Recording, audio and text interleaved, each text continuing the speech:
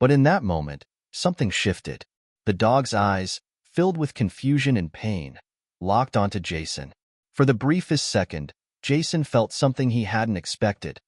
A flicker of guilt, of realization that maybe, just maybe, he had gone too far. But the feeling was fleeting, quickly buried under the laughter and cheers of his gang.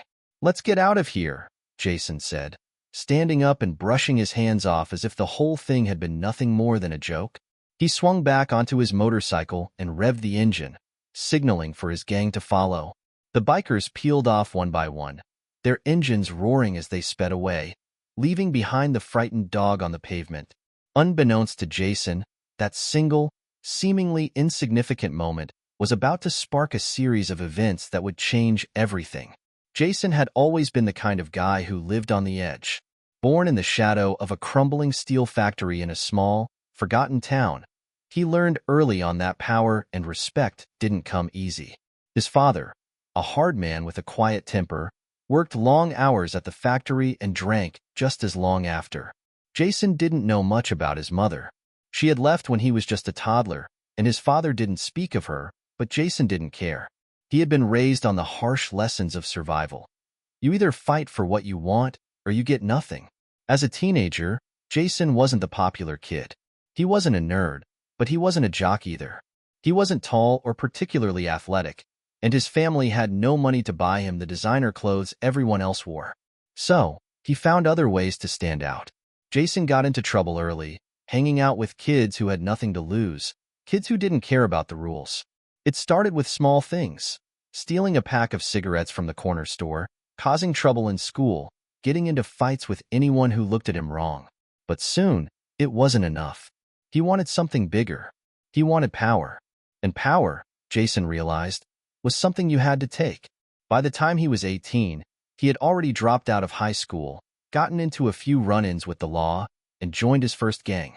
They weren't anything big, just a few kids on bikes causing trouble around town. But Jason was different. He didn't just want to belong. He wanted to lead.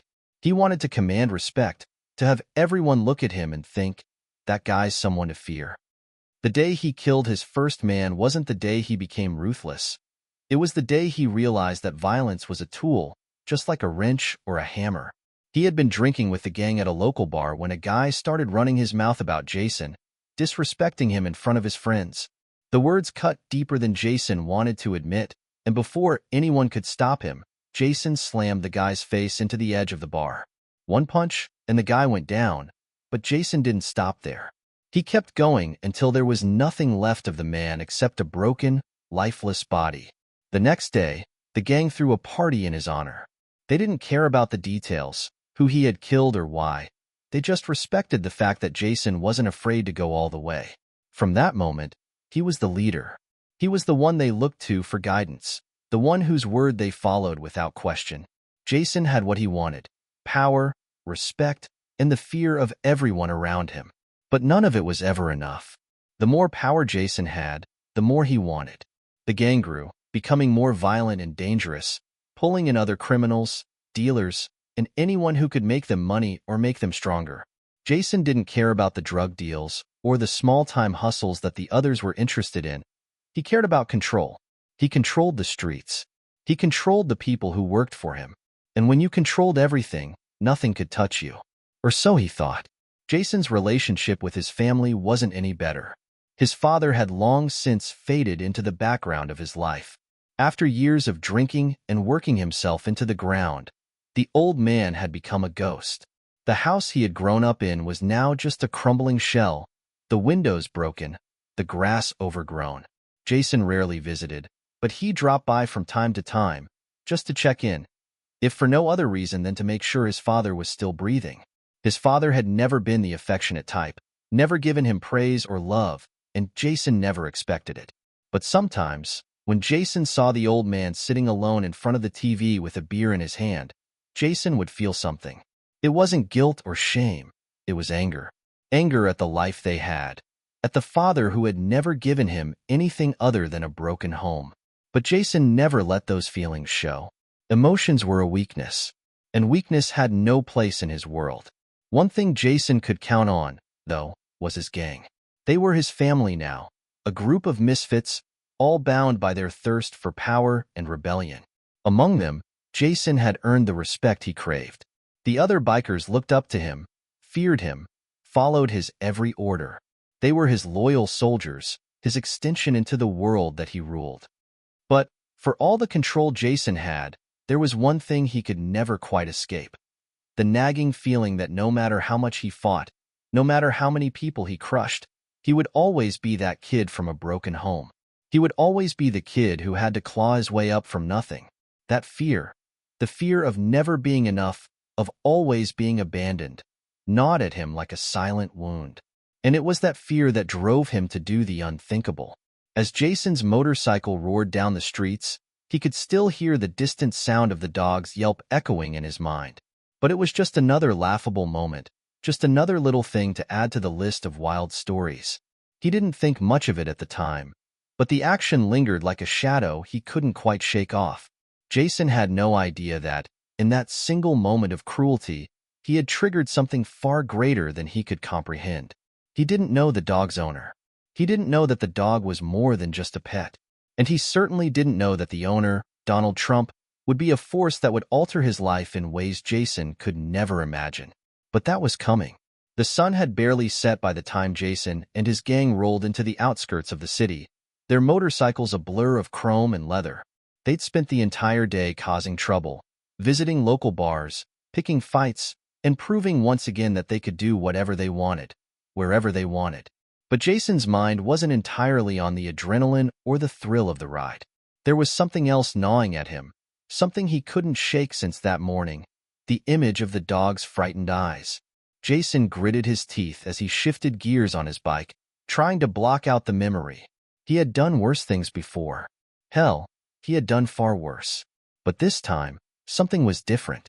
He didn't know if it was the helplessness in the dog's eyes or the way the gang had laughed afterward, but something inside him stirred, a feeling he hadn't experienced in years, guilt.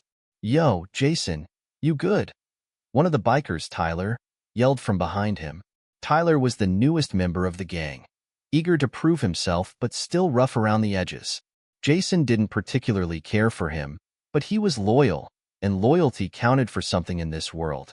Jason didn't answer immediately, his eyes scanning the road ahead. His grip tightened on the handlebars, a small part of him hoping the feeling would pass. But it didn't. It lingered like a bad taste in his mouth.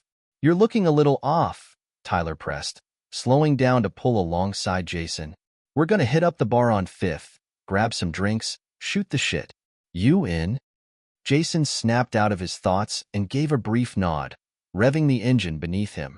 "Yeah, sure," he muttered, though his voice lacked the usual enthusiasm. He just wanted to drown the nagging feeling in alcohol and noise. Maybe if he could just get back to the chaos of it all, the darkness would recede. As they pulled into the dimly lit parking lot of a rundown bar, the familiar buzz of excitement filled the air. Jason cut the engine, and the gang dismounted, cracking jokes and jostling each other. Inside, the jukebox blared classic rock, and the low hum of conversation was drowned by the clinking of beer bottles. The atmosphere was always the same, rowdy, reckless, and full of people who didn't give a damn about anything but having a good time. Jason found a seat at the far end of the bar, away from the rest of the gang. He ordered a whiskey, downing it quickly and signaling for another. His thoughts kept drifting back to that dog, to the feeling that something was coming. He wasn't sure if it was just the alcohol kicking in or something deeper, but it was unsettling. As Jason swirled his drink, his mind wandered back to his father. He had visited him a week ago, an uncomfortable and awkward meeting. Jason barely spoke a word, but he couldn't help but notice how small and frail the old man had become. It wasn't just the age. It was the weariness in his eyes. It was as if the world had eaten him alive, leaving only the shell of a man who once stood tall. Jason clenched his jaw. His father had never cared about him. He was a ghost. But even so, that visit had left him with a heavy feeling, something that wouldn't let him breathe easy. It was a reminder that Jason's path was a lonely one. No matter how much power he accumulated, no matter how many people feared him, it all felt hollow. Tyler slid into the seat next to him, breaking his thoughts. "Come on, man. Lighten up." You've been brooding for hours. Jason forced a half-smile. Just thinking. You always think too much, Tyler chuckled. You're not getting soft on us, are you? Not after all we've been through. Jason's eyes narrowed, and he leaned in close, his voice low and dangerous. You know better than that, Tyler. I'm not soft. Tyler quickly held up his hands in surrender. Hey, I didn't mean anything by it. We're all in this together, right? Jason nodded but didn't respond. His thoughts were still elsewhere. Still on that damn dog.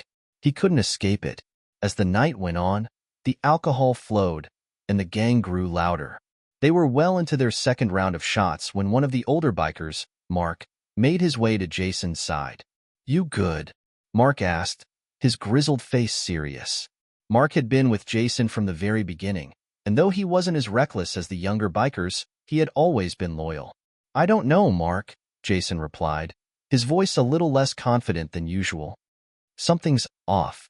That dog from earlier. I can't stop thinking about it. Mark raised an eyebrow. What dog? The one I kicked earlier, man. The one that just... Jason stopped, realizing how ridiculous it sounded. Forget it. Just forget I said anything. Mark, who had seen Jason at his worst, just nodded. All right, but if it's bothering you, you might want to sort it out. You've been running this crew for a long time. If something's eating at you, it could mess with your head. Jason sat back in his chair, staring into his glass, swirling the liquid around. He had spent so long building this empire of chaos that he didn't know how to deal with any softness or vulnerability. He had never been taught how to handle guilt, and now it felt like a weight he couldn't shake off. Just then, the door to the bar swung open, and a man in a sharp suit stepped inside, immediately commanding attention. His presence was magnetic, and Jason couldn't help but watch as the man surveyed the room. There was something about him, an aura of authority that Jason recognized. The man locked eyes with Jason for a moment, then nodded as if he knew exactly who he was. Jason's grip tightened on his glass. Who the hell is that guy? Tyler asked, noticing Jason's reaction. Jason didn't answer. He only stared at the suited man as he walked to the bar and ordered a drink. Something was about to shift. Jason could feel it. But what he didn't know yet was that this man, the one who had just entered the bar, had ties to someone Jason never expected to cross paths with, Donald Trump. Jason's mood had soured by the time the suited man took his seat at the bar. There was something about him that made the hair on the back of Jason's neck stand up. It wasn't just his calm demeanor or the way he walked into the room like he owned the place. It was the quiet authority that seemed to radiate from him. Jason had spent his whole life learning how to command a room, how to make people feel his power without uttering a word. But this man had something else, something Jason couldn't quite put his finger on. Jason tried to focus on his drink, but his eyes kept drifting back to the man. He watched as the man casually picked up a glass of whiskey, his gaze never straying from the room. Jason didn't like it. Not one bit. There was no way someone like him should be here, in a dingy bar with a bunch of rowdy bikers. But what really caught Jason's attention was the way the bartender treated the man. It wasn't the usual transactional exchange.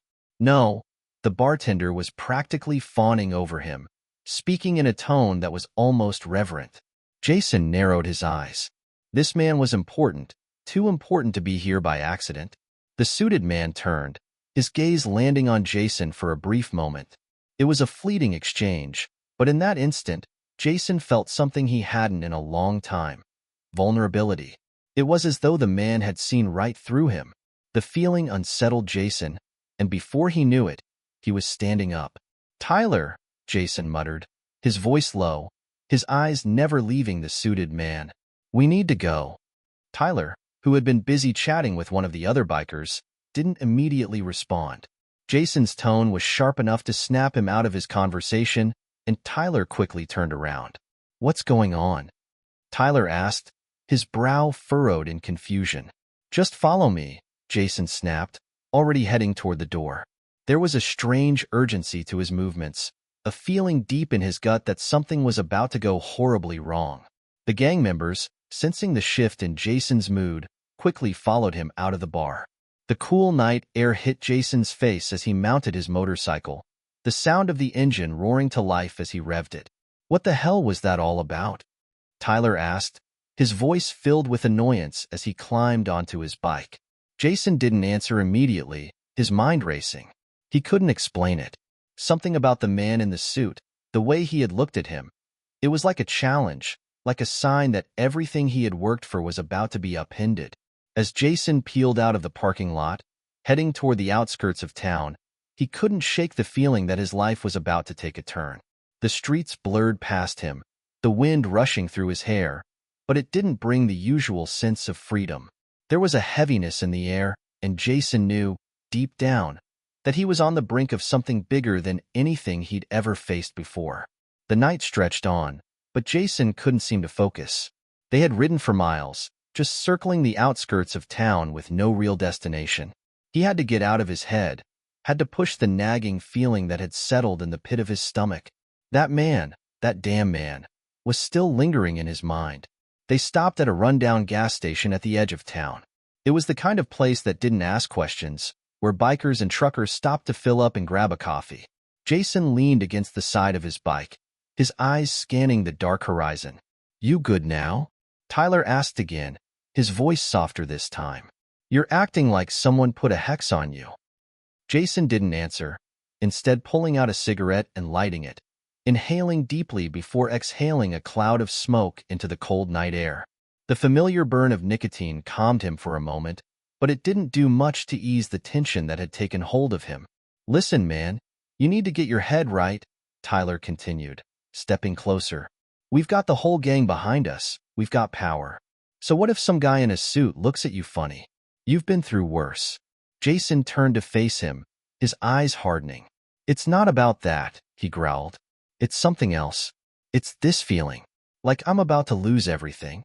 Tyler frowned, clearly unsure of how to respond. Jason had always been the leader, the one who never showed weakness, the one who had always been in control. But tonight, something was different. Something had changed.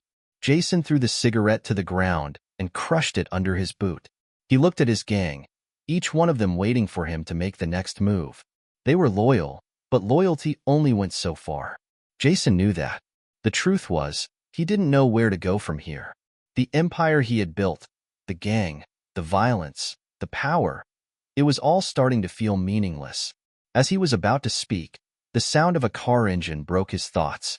A sleek black car, polished to perfection, pulled into the gas station. Jason's heart skipped a beat as the car came to a stop near him. The window rolled down, and a familiar face appeared in the darkness. It was the man from the bar.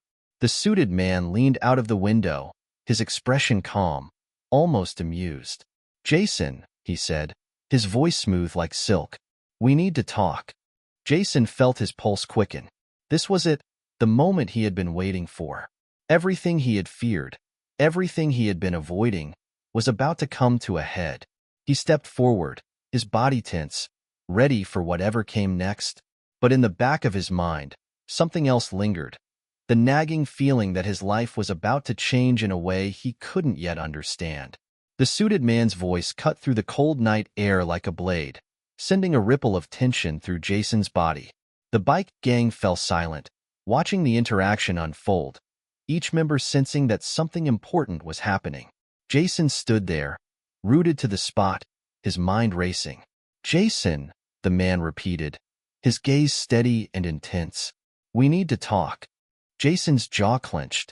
He could feel his pulse quicken, his instinct screaming at him to either run or fight. But the calm confidence in the suited man's demeanor had Jason frozen. This was no ordinary encounter. This man, this stranger, knew something Jason didn't, and Jason hated that feeling. Tyler, standing by Jason's side, looked from him to the car, his hand twitching towards his own jacket where he carried a gun. The rest of the gang stood behind them, equally confused and tense, unsure of what was about to unfold. Jason finally took a step forward, his boots crunching against the gravel beneath them. "Who the hell are you?" he demanded, trying to mask the uncertainty that gripped him. His usual bravado was beginning to crack, but he wouldn't let it show. "Not yet." The suited man didn't flinch. "That's not important right now," he said, his tone calm, almost rehearsed. "What's important is what you did earlier today." Jason's mind went blank for a second. What did he mean? Then, it hit him. The dog. The dog he had kicked for no reason. The dog that had haunted him ever since. The guilt swirled inside him, knotting his stomach. His eyes narrowed. I don't know what you're talking about, Jason said, trying to regain control of the conversation. His voice was more of a growl now, masking the unease in his gut. The man's lips curved into a slight, almost imperceptible smile. You kicked a dog for fun today, didn't you? The little mutt on the side of the road? Jason's stomach twisted. The man knew. How did he know? And why did it feel like the whole world was suddenly closing in on him? The suited man continued, his voice smooth but firm. The dog you kicked wasn't just any dog. It belonged to someone important, someone you wouldn't want to cross, someone with the power to make your life very difficult. Jason's breath caught in his throat. His mind raced, but all he could hear was the man's words echoing in his head. The dog's owner was someone powerful? But who? And why had this man come to him now, after everything had happened? I've been sent to deliver a message, the man said, leaning slightly out of the window, his eyes locking onto Jason's. The dog was the tipping point. If you want to avoid consequences, serious consequences, I suggest you start paying attention. Jason's heart pounded in his chest. Consequences? From who? He spat, now visibly agitated. His hands clenched into fists, the sense of power he had always held on to now slipping through his fingers. The suited man's eyes flickered with something that almost looked like pity, but he didn't break his calm demeanor. Donald Trump is the dog's owner. The name hit Jason like a freight train, knocking the air out of him. His knees went weak, and for a moment, he couldn't breathe. Donald Trump, the billionaire, the businessman, the former president. How could this be happening? Jason's mind was racing. He had kicked a dog owned by one of the most powerful men in America. And now this man, this stranger, was delivering a message Jason couldn't ignore. The world seemed to tilt beneath him, and he was suddenly aware of the gang behind him. The people who had always followed him, looked to him for leadership. They were all silent now, unsure of what to do, what to say. They were waiting for him to make the next move. Tyler finally broke the silence, his voice shaky. Are you telling us that Donald Trump owns the dog we've been talking about all night? The one that Jason kicked? The suited man nodded, never breaking eye contact with Jason. That's exactly what I'm telling you. Jason felt the weight of the world on his shoulders. He had always been able to handle threats before. He had dealt with rivals, competitors, and enemies without breaking a sweat. But this was different. This was something bigger than anything he had ever encountered. He was in way over his head. For the first time in years, Jason didn't know what to do. His empire, his reputation, his life, it was all at risk. And it was all because of a dog he had kicked without thinking. Jason's hands trembled, and the cold air seemed to chill him even more as the reality of the situation sank in. This wasn't just about him anymore. This wasn't just about his gang. It was about the man who owned everything. Everything that Jason had spent his life trying to control. And now that man knew exactly who Jason was. The suited man didn't wait for Jason to process the information. He simply added, "You have one chance to make things right. You're going to pay for what you've done. And if you don't, well, let's just say there's a reason people in your world disappear." Jason didn't say anything at first. He was too stunned, too overwhelmed by the implications of what had just been said. But then, something inside him snapped. He wasn't going to be scared. He wasn't going to let anyone intimidate him. Not even Donald Trump. "I don't take threats well," Jason said, his voice low and dangerous. "If you think you can scare me into doing what you want, you've got another thing coming." The suited man's smile faltered for just a moment, but he quickly regained his composure. "I'm not here to scare you, Jason. I'm here to offer you a choice. You can either walk away, leave all of this behind, or you can face the consequences." Jason looked down at his hands, his fists clenched tight. He had no choice. He knew that now. If he didn't act fast, if he didn't figure out how to make things right, his life would be over. "Consider this your warning," the man said, turning the car's engine back on. "You have until tomorrow. Make the right choice, or everything will change." The car sped off into the night, leaving Jason standing there, staring after it, the weight of the ultimatum sinking in. Jason stood frozen in place as the car sped off into the distance, its tail lights disappearing into the night. The air around him felt heavy, like he was suffocating beneath the weight of the choice that loomed over him. He could still hear the man's voice echoing in his mind. "You have until tomorrow.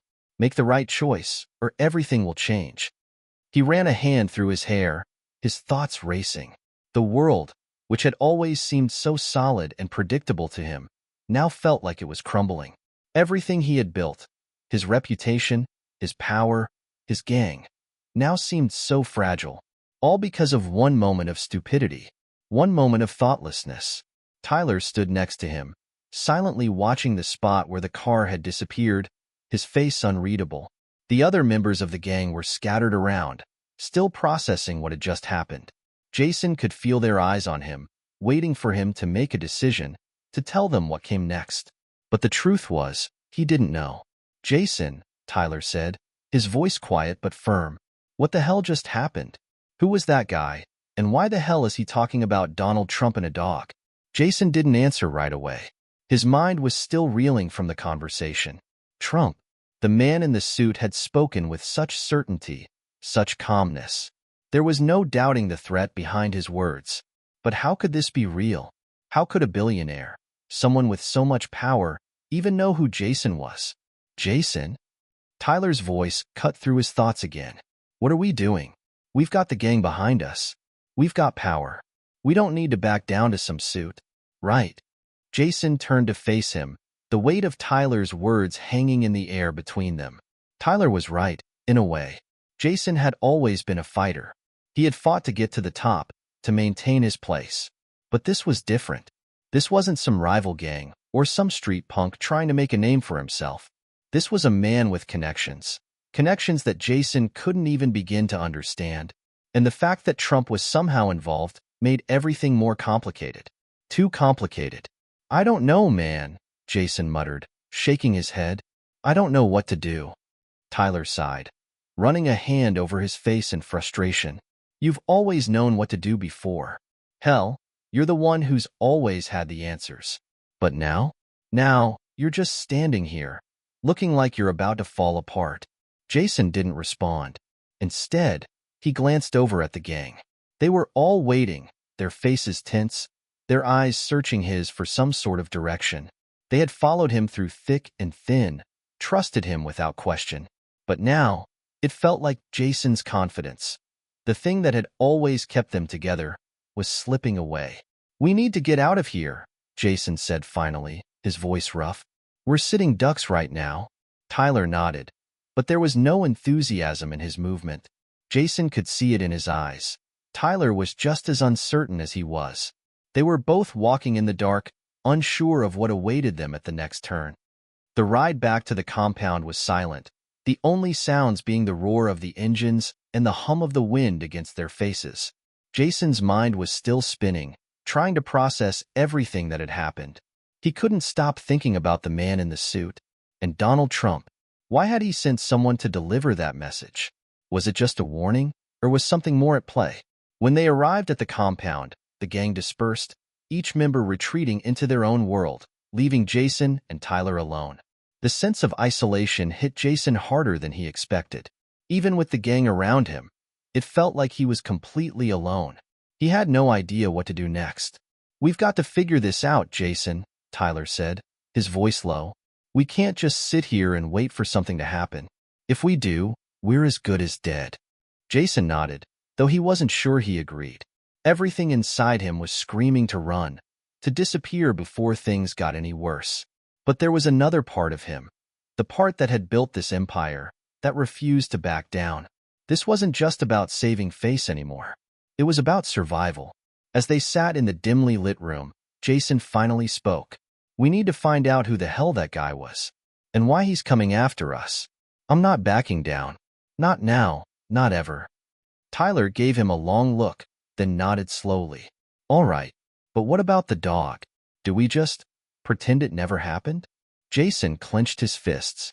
"No, we need to fix this. We need to figure out how to make things right before it's too late. The silence stretched on again, but this time, it felt different. It wasn't the silence of uncertainty. It was the silence of determination. Jason wasn't sure how this was going to play out, but he was done being passive. It was time to take control of the situation, no matter how complicated or dangerous it seemed.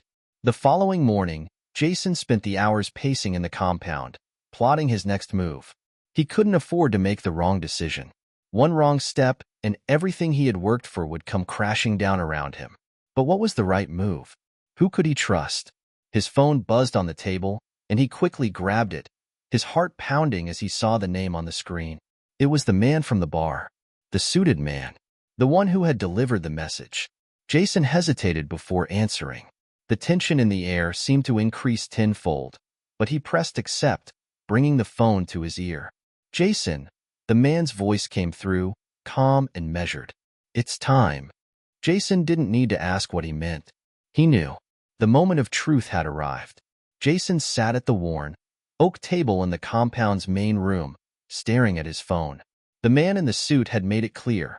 The clock was ticking, and Jason's time was running out. Every second felt like an eternity as he waited for the inevitable. The buzz of the phone felt deafening in the otherwise quiet room, the weight of the decision pressing down on him. Tyler stood in the corner, arms crossed, his expression unreadable. He knew Jason wasn't himself. The confidence that had always radiated from him now seemed fractured, replaced by uncertainty. Tyler had been through countless scrapes with Jason, but this was different. This wasn't a fight between rival gangs or a petty street war. This was something bigger, something they couldn't just muscle their way out of. Answer it, Tyler said, breaking the silence. His voice was rough, as if he had been holding in his own fears. Let's find out what this guy really wants. Jason glanced up at him, nodding slowly, and brought the phone to his ear. The seconds felt like hours. When the voice on the other end finally spoke, it was like the calm before a storm. Jason, the man's voice was smooth, cold. I assume you've had time to think. You're not as rash as your actions suggest, so I'll give you the opportunity to fix things. Jason didn't answer immediately. He was too angry to speak. His mind swirled with rage, guilt, and confusion. It wasn't about the damn dog anymore. It was about being cornered, about having his entire world turned upside down by a stranger in a suit. What do you want? Jason growled, his patience wearing thin. His fists clenched on the table, the pressure building inside him. The man didn't falter. What I want is simple. You made a mistake, a very public one, and now you need to make amends. You'll come to my office tomorrow morning, alone. If you try to bring anyone else, there will be consequences. Jason's heart skipped a beat. Alone? He repeated. What kind of game are you playing here? There's no game, Jason, the man responded, his voice unshaken. This is business. You either make things right, or you face the fallout. It's that simple. Jason's grip on the phone tightened. I'll be there.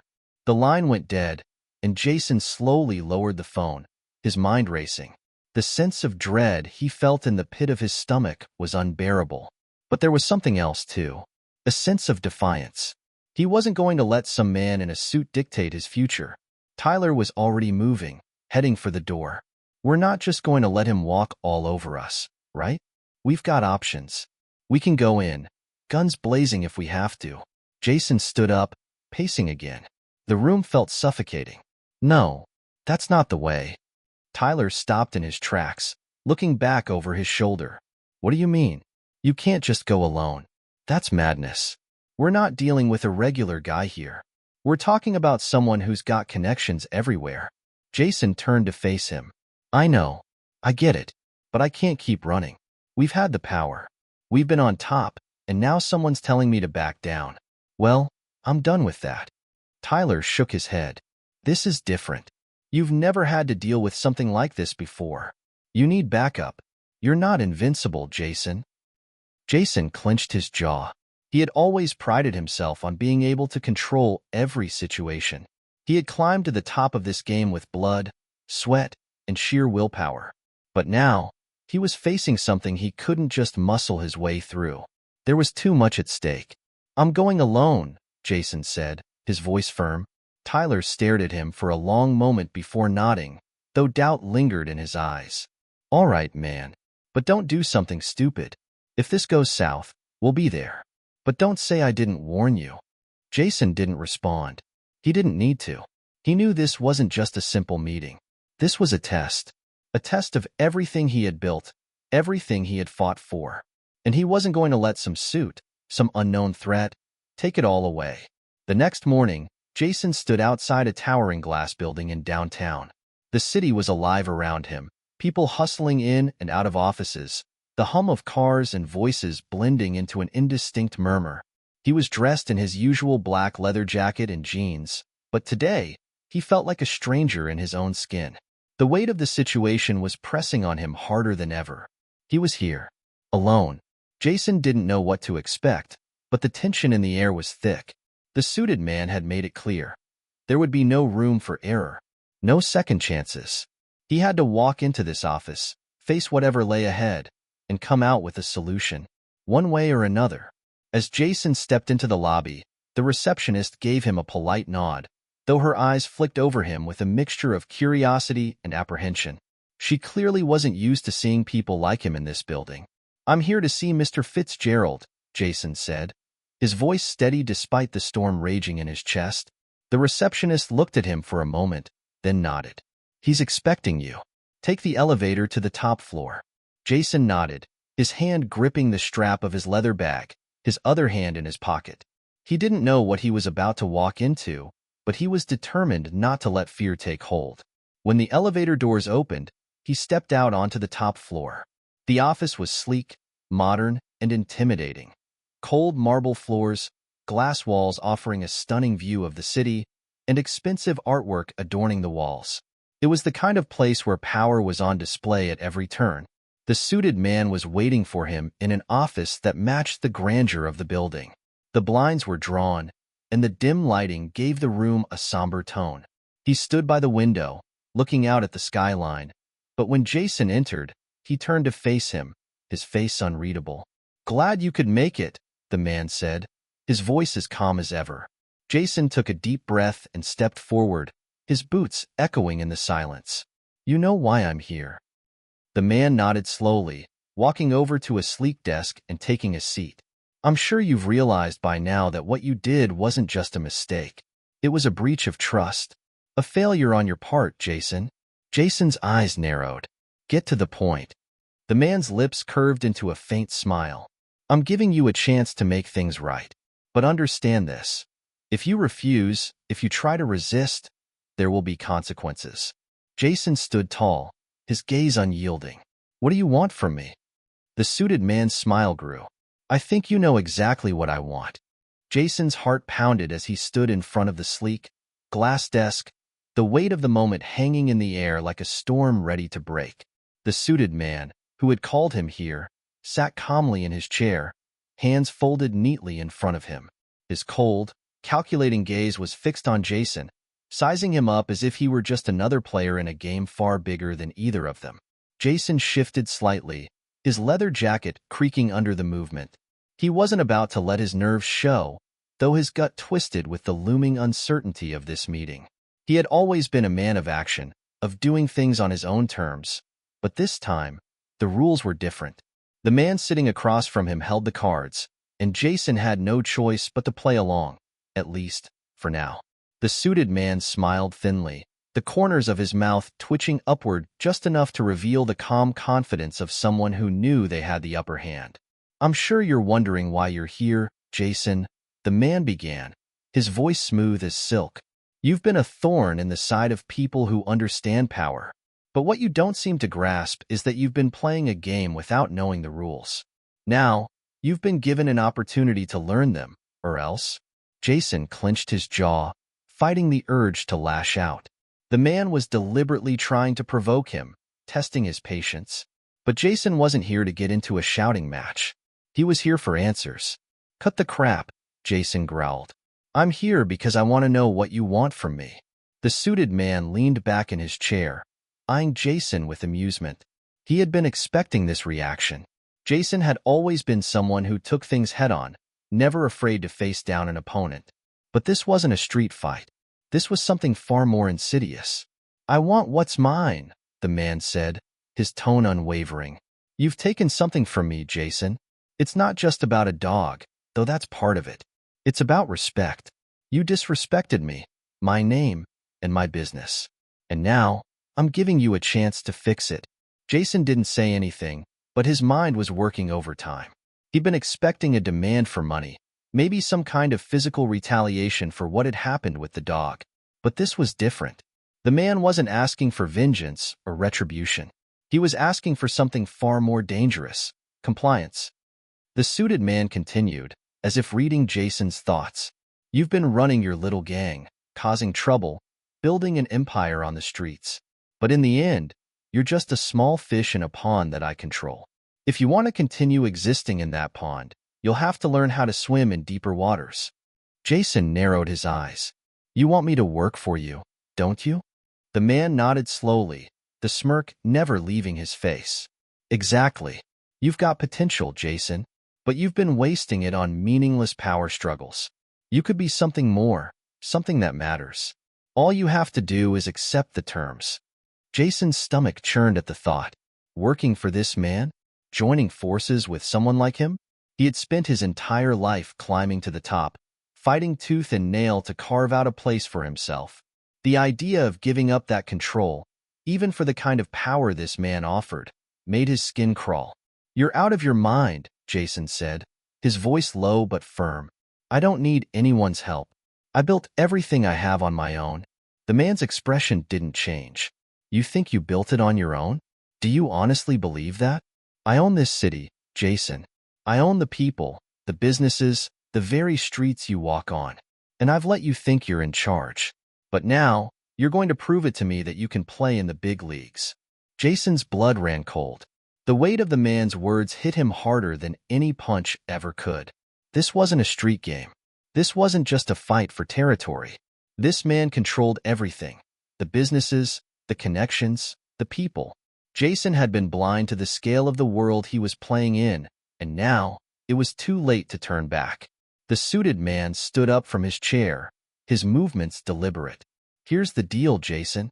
You either join me, work under my banner, and show that you can be useful, or I wipe you off the map. You won't have a gang. You won't have any power. You won't have anything." Jason's pulse quickened. This was the moment. The crossroads.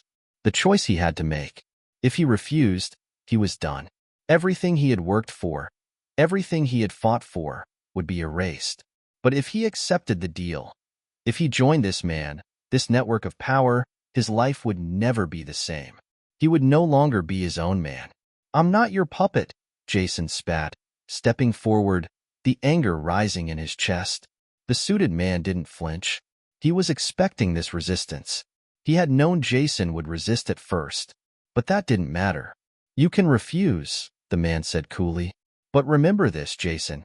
You can't win this battle on your own. There are forces at work that you can't even begin to comprehend. Your time on top is over. The question is, will you adapt or will you fall?" Jason stared at him, a cold fury burning in his chest. He couldn't be this man's puppet. He couldn't let himself be controlled. But the truth was, he didn't have the luxury of making decisions in a vacuum anymore. Every choice had consequences. This wasn't about ego. This wasn't even about pride. It was about survival. Jason took a deep breath, his mind made up. "I'll do it. I'll work with you. But not because I'm afraid of you. Because I have something to prove. And I'm not done yet." The suited man's smile widened, his eyes gleaming with satisfaction. "Good. I knew you'd make the right choice." As Jason left the office, the weight of the decision began to settle on him. He had made the deal, but he didn't feel relieved. He didn't feel like a winner. Instead, he felt like he had just signed his soul away.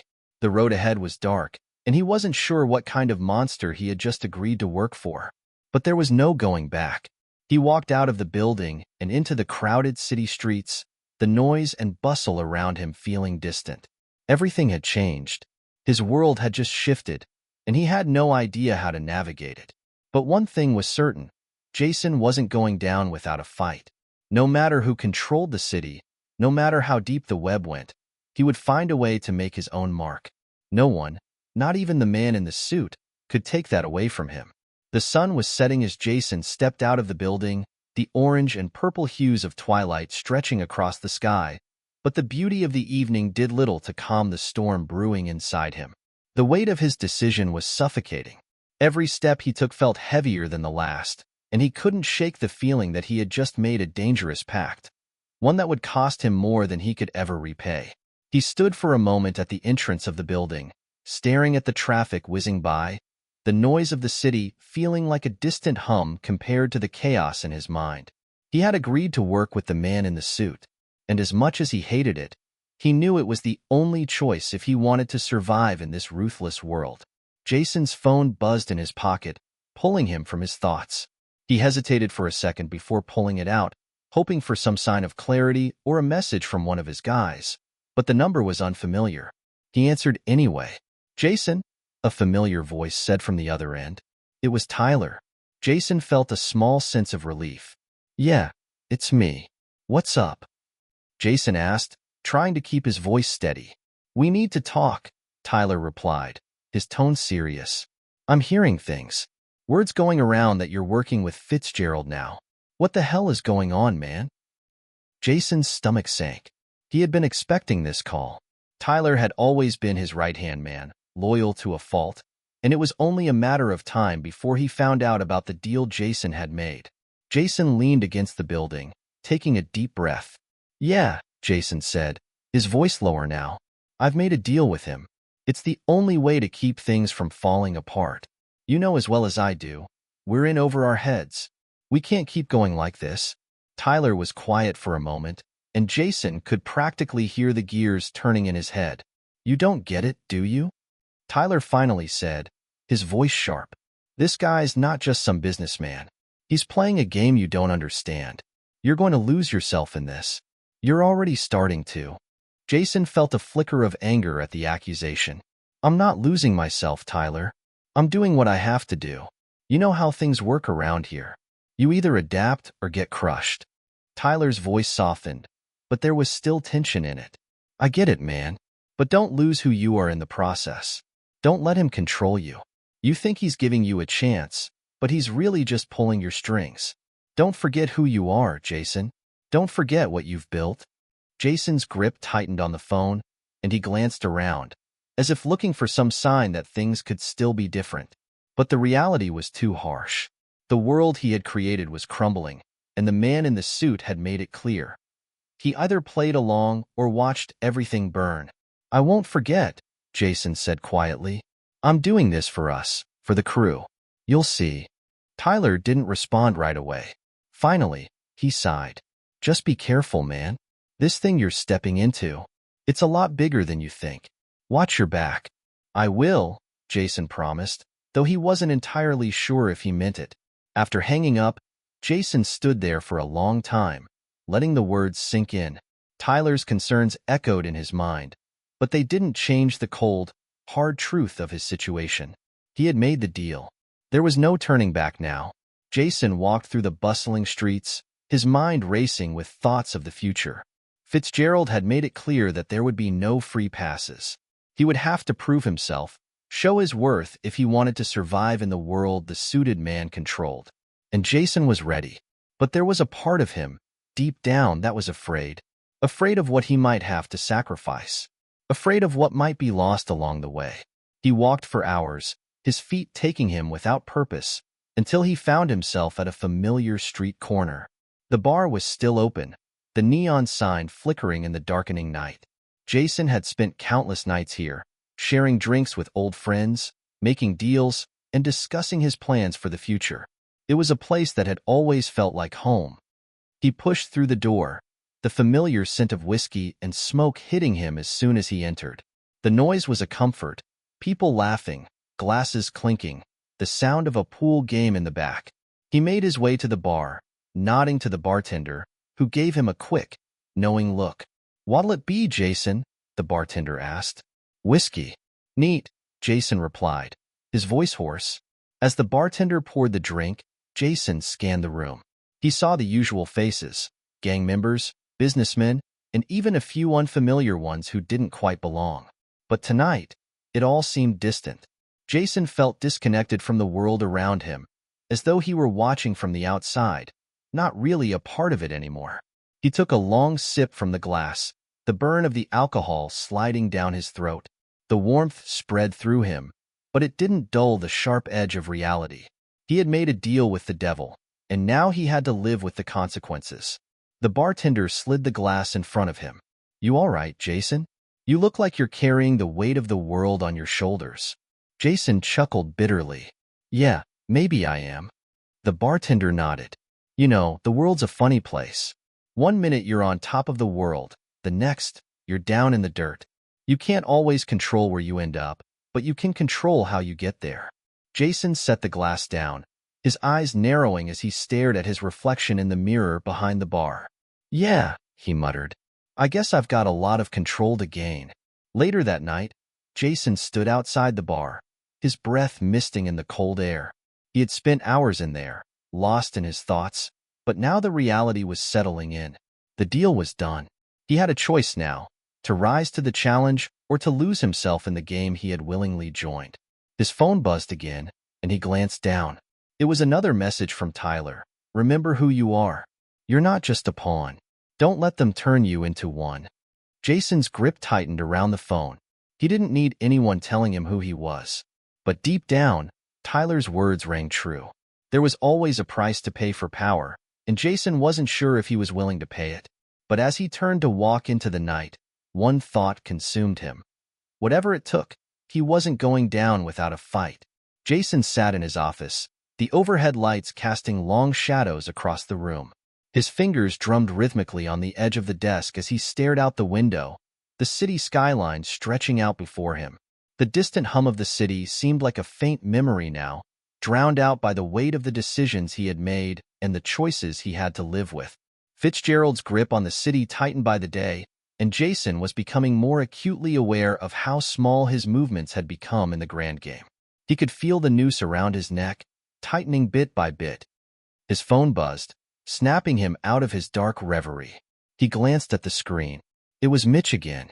Jason had given him orders to continue digging into Fitzgerald's operation and track down any remaining leaks, but the urgency in Mitch's message had Jason's heart racing. "We have a problem. Big one. You need to come down to the warehouse now." Jason didn't hesitate. He grabbed his jacket and left the office without a second thought. His gut churned, and he couldn't shake the sense that something was about to go horribly wrong. Everything had been moving too fast, the walls closing in around him at a pace he couldn't control. The drive to the warehouse was a blur. The streets seemed unfamiliar now, as if the city had morphed into something sinister and unrecognizable. Jason gripped the steering wheel, his knuckles white, his mind racing with possibilities. Was Fitzgerald already making his move? Had Mitch uncovered something that could bring everything crashing down? When Jason pulled into the dimly lit parking lot outside the warehouse, Mitch was waiting for him, pacing back and forth, his face pale, eyes wide with panic. "What's going on?" Jason demanded as he stepped out of the car.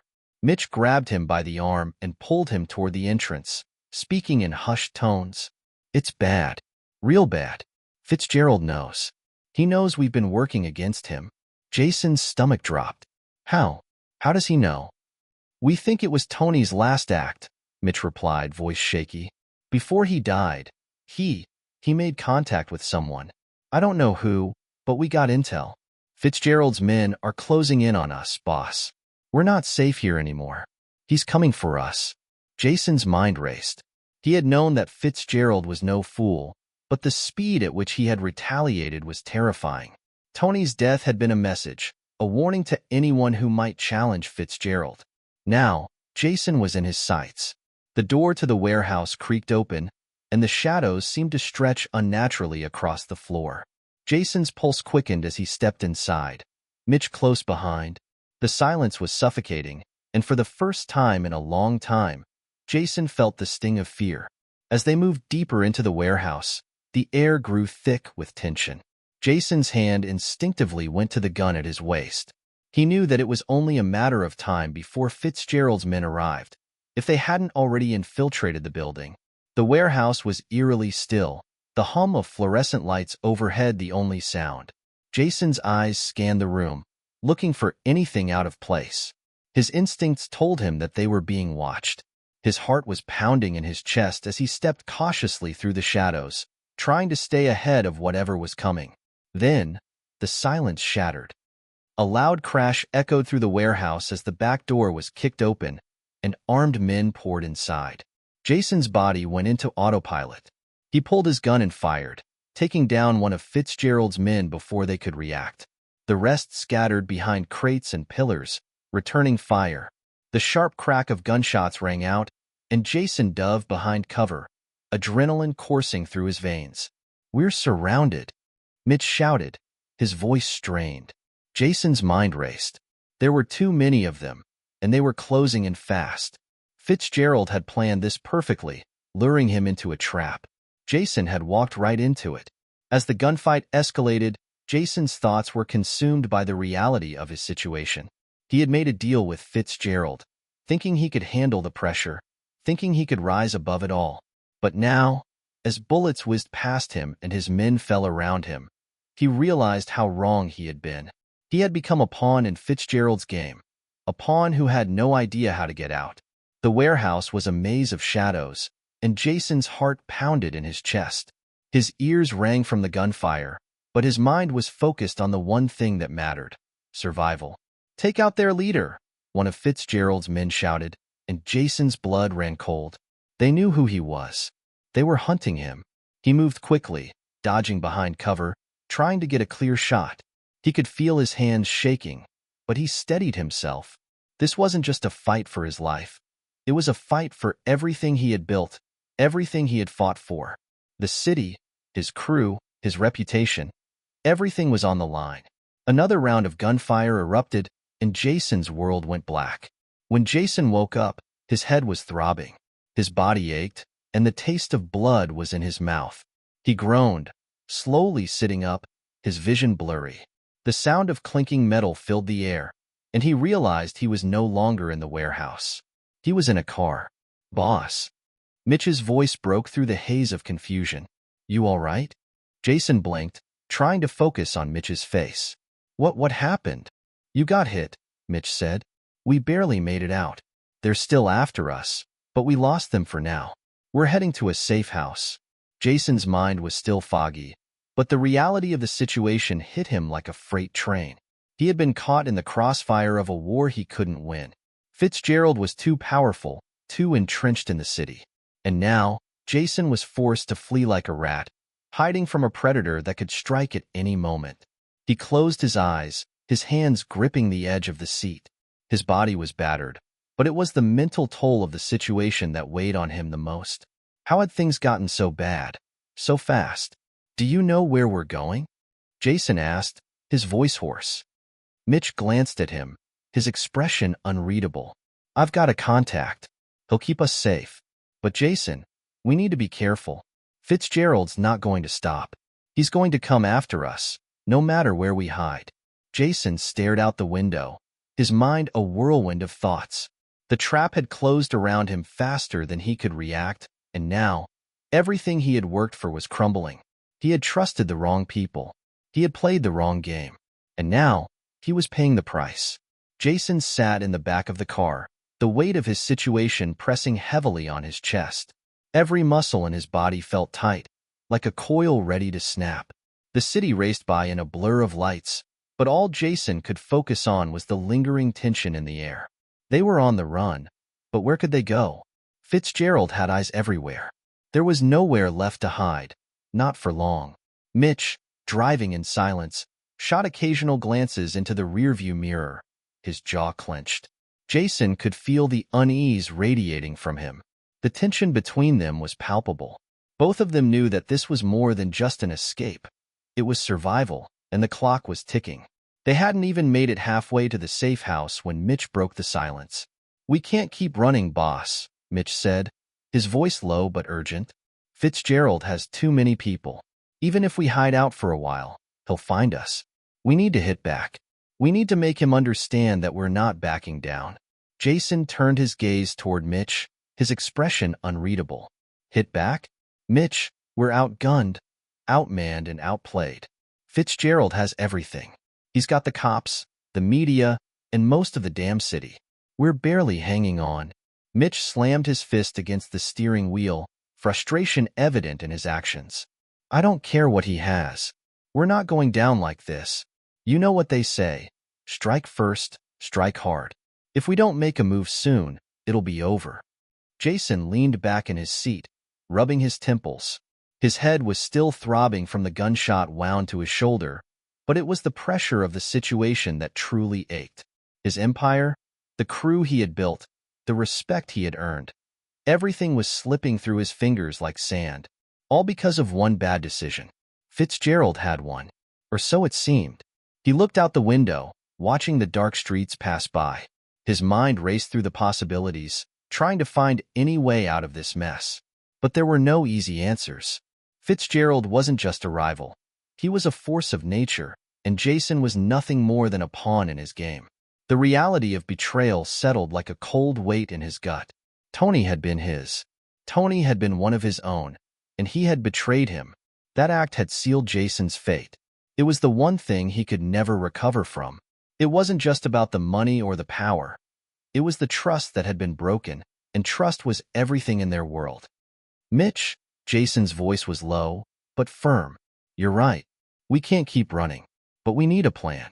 A real plan. And we need to be smart about it. Mitch glanced over at him, his expression softening slightly. What are you thinking? Jason took a deep breath, then spoke with a clarity he hadn't felt in days. We need to find Fitzgerald's weak spot. Something he doesn't see coming. If we can hit him where it hurts, where he's vulnerable, maybe we can get the upper hand. Mitch nodded slowly, clearly processing the idea. But we don't know enough about him, Jason. How can we find his weak spot? Jason's eyes narrowed as a thought crossed his mind. He had heard whispers about Fitzgerald's past, things that didn't quite add up.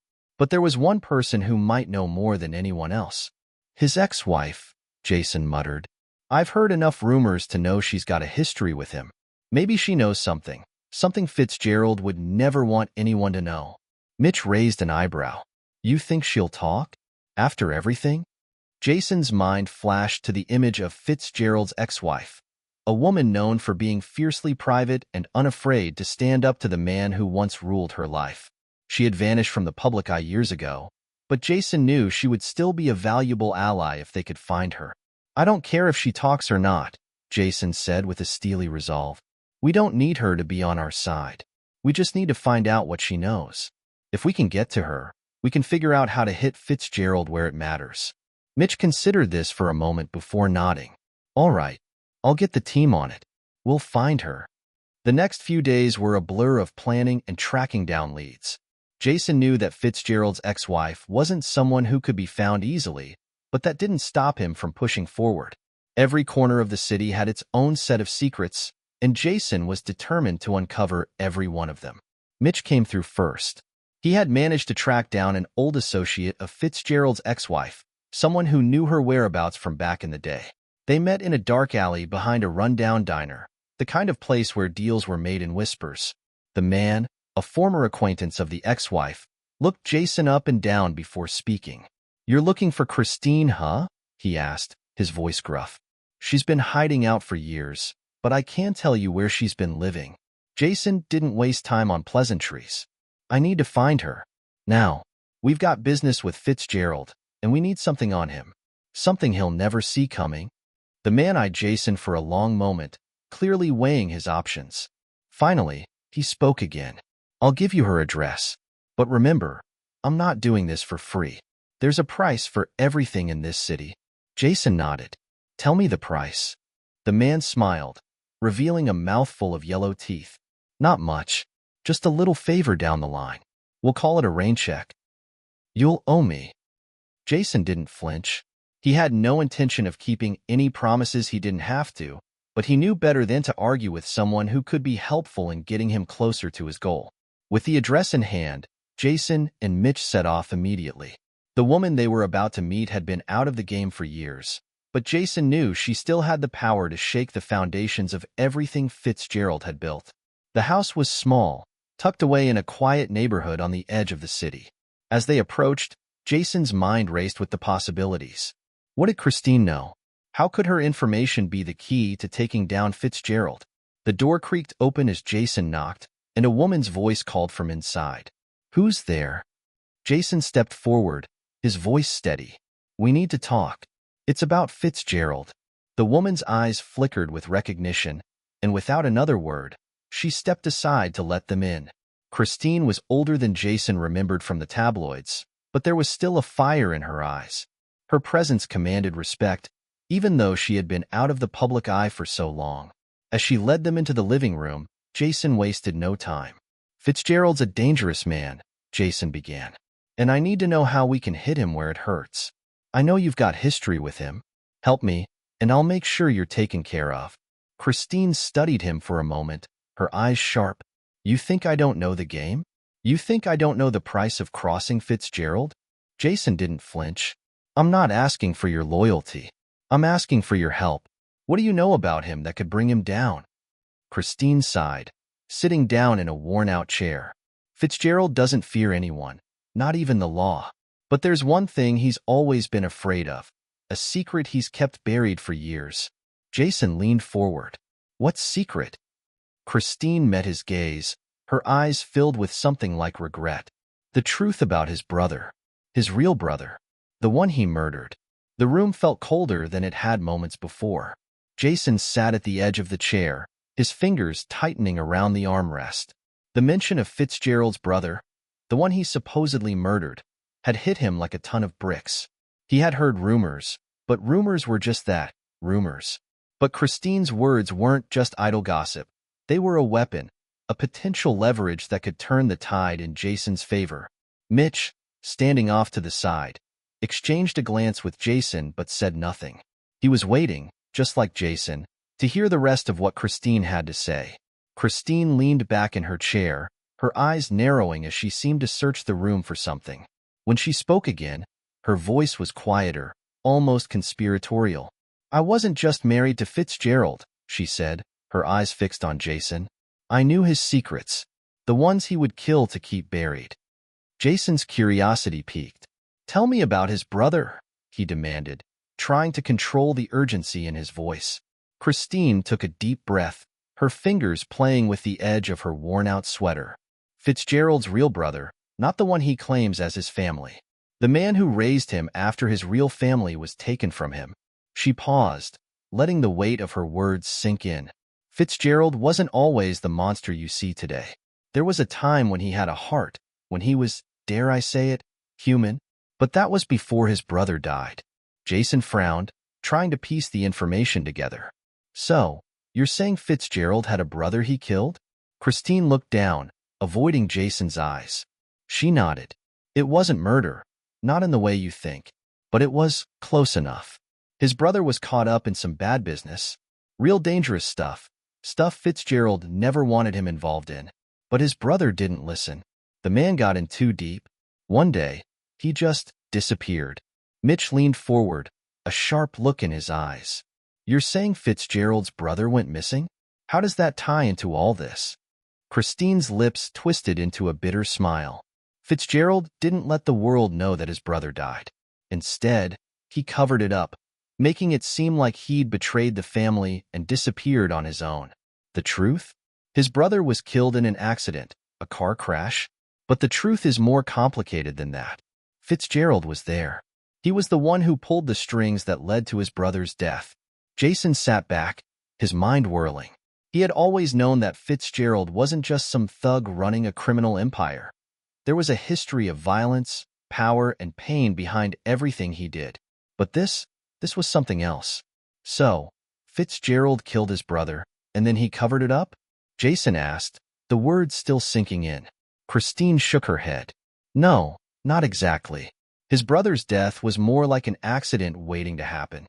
But Fitzgerald orchestrated it, making sure it went down the way it did. The crash wasn't random. He made sure his brother would be in that car. He made sure he wouldn't come back." Jason's stomach turned as the implications of Christine's story began to crystallize. Fitzgerald's entire empire, his ruthless persona, it was built on lies, betrayal, and the pain of losing the one person he loved. The revelation changed everything. This wasn't just about power or control. This was about grief, guilt, and an obsessive desire to keep the truth hidden at all costs. Mitch, now fully invested in the conversation, spoke up. So, Fitzgerald's been hiding this all these years? He's kept it buried, hoping no one would find out? Christine's eyes flickered with a touch of pity. Exactly. He never wanted anyone to know the truth about his brother. It's his Achilles heel, his greatest weakness. And if you want to bring him down, Jason, that's the key. Jason leaned forward, his pulse quickening. How do we use it? Christine hesitated for a moment, clearly weighing the danger of her next words. If you want to make Fitzgerald crumble, you need to expose that truth. Make it public. Let the world see that the man he's built his empire on is nothing but a murderer, a man who killed the one person who truly mattered to him. Jason's mind raced as he processed her words. It was a brilliant strategy, but incredibly dangerous. Fitzgerald would stop at nothing to protect the one thing that could destroy him, the secret of his brother's death. You're saying we need to go public with this? Expose everything? Jason asked, the gravity of the decision settling on his shoulders. Christine nodded. But be careful. Fitzgerald will come for you. He won't stop. He'll do anything to keep the truth from getting out. If you want to pull this off, you'll need more than just the truth. You'll need leverage. Something that can't be ignored. Jason's mind began to churn with possibilities. He had leverage. He had Christine, and her knowledge could be the key to shattering Fitzgerald's carefully crafted world. But how could he expose Fitzgerald's deepest secret without risking everything he had left? We'll need to make sure we have undeniable proof, Jason said, already formulating a plan. Fitzgerald's past is hidden, but it's not gone. We find the evidence, the crash, the body, the truth, and we use it to force him to reveal who he really is. Mitch looked uneasy. It's risky, Jason. Fitzgerald's not gonna go down without a fight. Jason's jaw tightened. I didn't get this far by backing down, Mitch. We hit him where it hurts, where he's most vulnerable, and we do it on our terms. Christine's voice cut through the tension. Just remember, Fitzgerald won't hesitate to use everything he has against you. If you go after him, you better be prepared for the consequences. Jason nodded slowly. He knew the stakes were higher than ever. This wasn't just a power struggle anymore. It was a fight for survival, and in the world they lived in, survival meant one thing: total domination. They left Christine's house with a newfound sense of purpose, but the weight of the plan was heavy on Jason's shoulders. As they drove through the night, heading toward their next move, Jason couldn't shake the thought of Fitzgerald's brother, the one who had died in the crash. It was a piece of the puzzle that had been hidden for too long, and now it was time to use it to take down the man who had been at the top of the food chain for far too long. But as Jason looked out the window, something gnawed at the back of his mind. He couldn't help but wonder, if Fitzgerald was willing to kill his own brother to protect his empire, what would he do to keep his secret safe? The days following their meeting with Christine were filled with planning and preparation. Jason couldn't shake the weight of the decision that loomed ahead. He had the ammunition to destroy Fitzgerald, his deepest secret, one that would shake the foundation of everything the man had built. But pulling the trigger on such a dangerous plan wasn't something he could do on a whim. Mitch, as always, was there to help him think it through.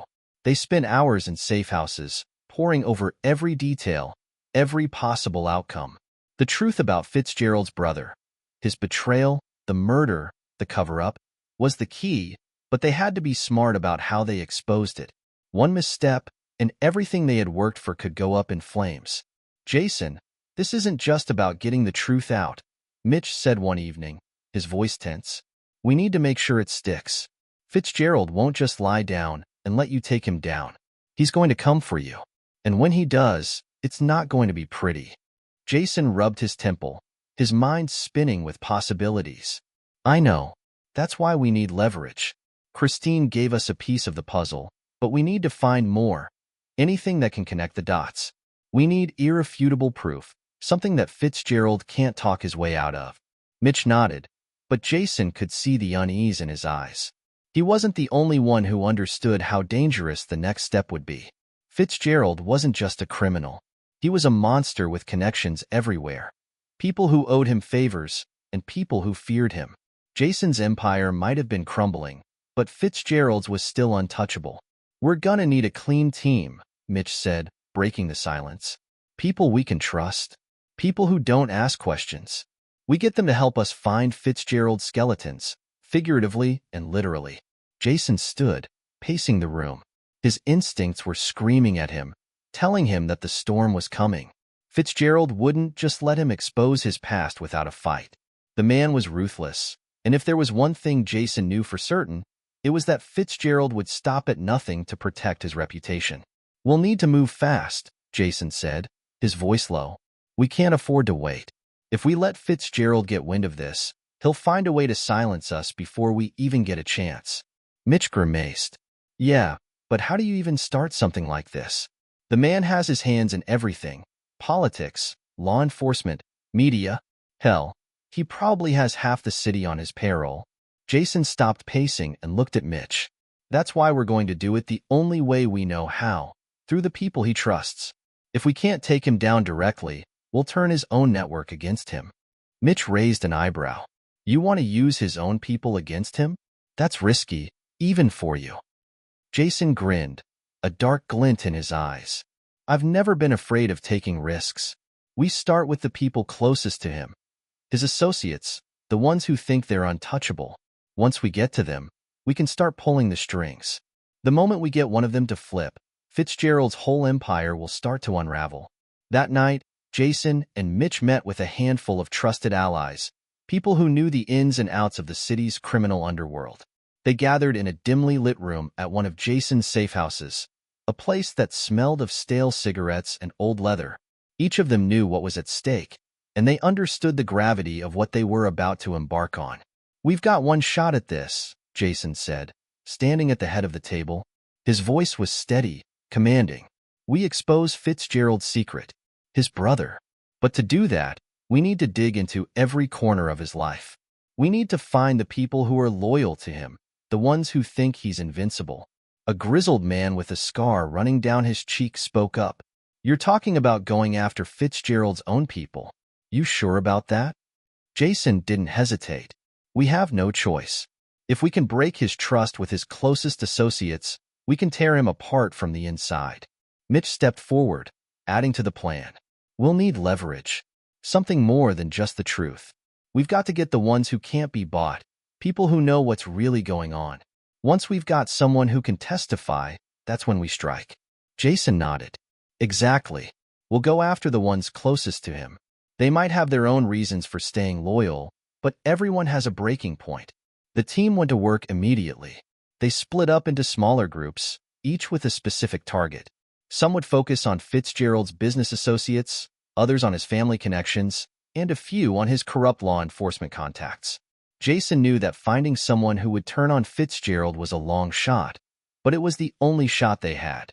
The next few days were a whirlwind of action. Jason watched as his team moved through the city's underbelly with precision, gathering information, making deals, and uncovering secrets. But there was no time to relax. Fitzgerald was a constant presence in Jason's mind, always lurking, always one step ahead. Jason's heart raced when Mitch walked into their safe house late one night, a grin spreading across his face. "We've got a lead," Mitch said, his voice brimming with excitement. "I've found someone close to Fitzgerald, someone who's got dirt on him, someone who wants out. It's not much, but it's a start." Jason stood up, his pulse quickening. "Who is it?" "A guy named Tommy. He's been working for Fitzgerald for years, running his dirty work in the shadows. But he's gotten in too deep. Now he wants out, and he's willing to talk, for the right price." Jason didn't hesitate. "Get him here. Now." Within an hour, Tommy walked into the safe house, his eyes darting nervously. He looked like a man who had seen too much, someone who had been carrying the weight of too many secrets. He sat down across from Jason, his hands shaking slightly. "I don't have much," Tommy said, his voice low. "But I know things about Fitzgerald that would destroy him. I just want out. I don't care what happens to me, but I can't keep living this way. The guilt, it's eating me up." Jason leaned forward, locking eyes with Tommy. "We can help you," he said, his voice calm but firm. "But you need to give us something real, something we can use." Tommy swallowed hard. I know where Fitzgerald keeps his files. The ones about his brother. The ones he doesn't want anyone to see. I can get you access to them, but you've got to promise me something. Make sure I'm safe. I've already made too many enemies. Jason's heart pounded in his chest. This was it. The proof they needed. He leaned back, his mind already racing with possibilities. The pieces were finally coming together. They were going to take Fitzgerald down, piece by piece. The tension in the air was palpable as Jason sat in the dimly lit safe house, his fingers tapping on the table in front of him. The walls seemed to close in, each tick of the clock reminding him how close they were to their goal, and how dangerous the path had become. They were on the edge now, with one last move to make. One final step that could either tear Fitzgerald's empire apart or seal their own fate.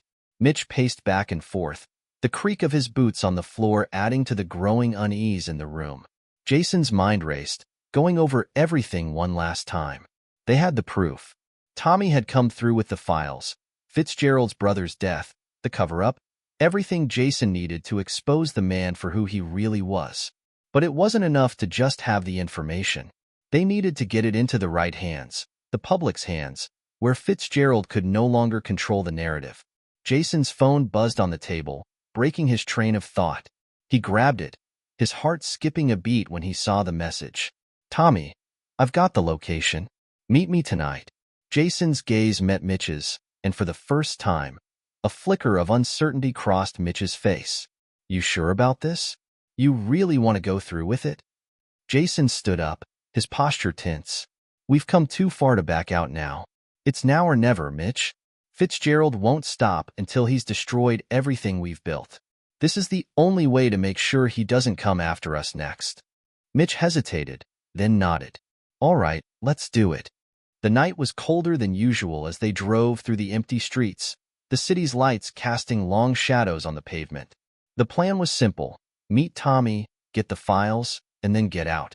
The only complication was the risk of getting caught. Fitzgerald's network was vast, and Tommy's sudden desire to flip could make him a target.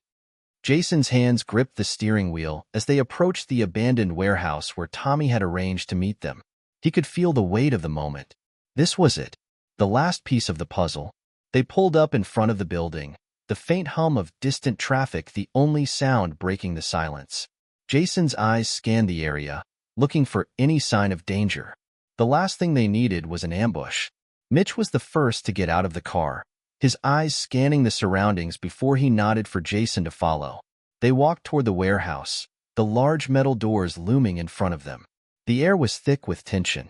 Tommy was already there, standing in the shadows, his face obscured by the dim light.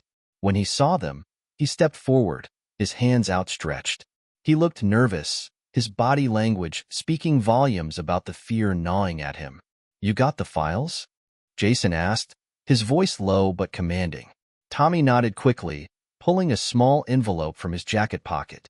He handed it over to Jason, his eyes darting around nervously. It's all in there.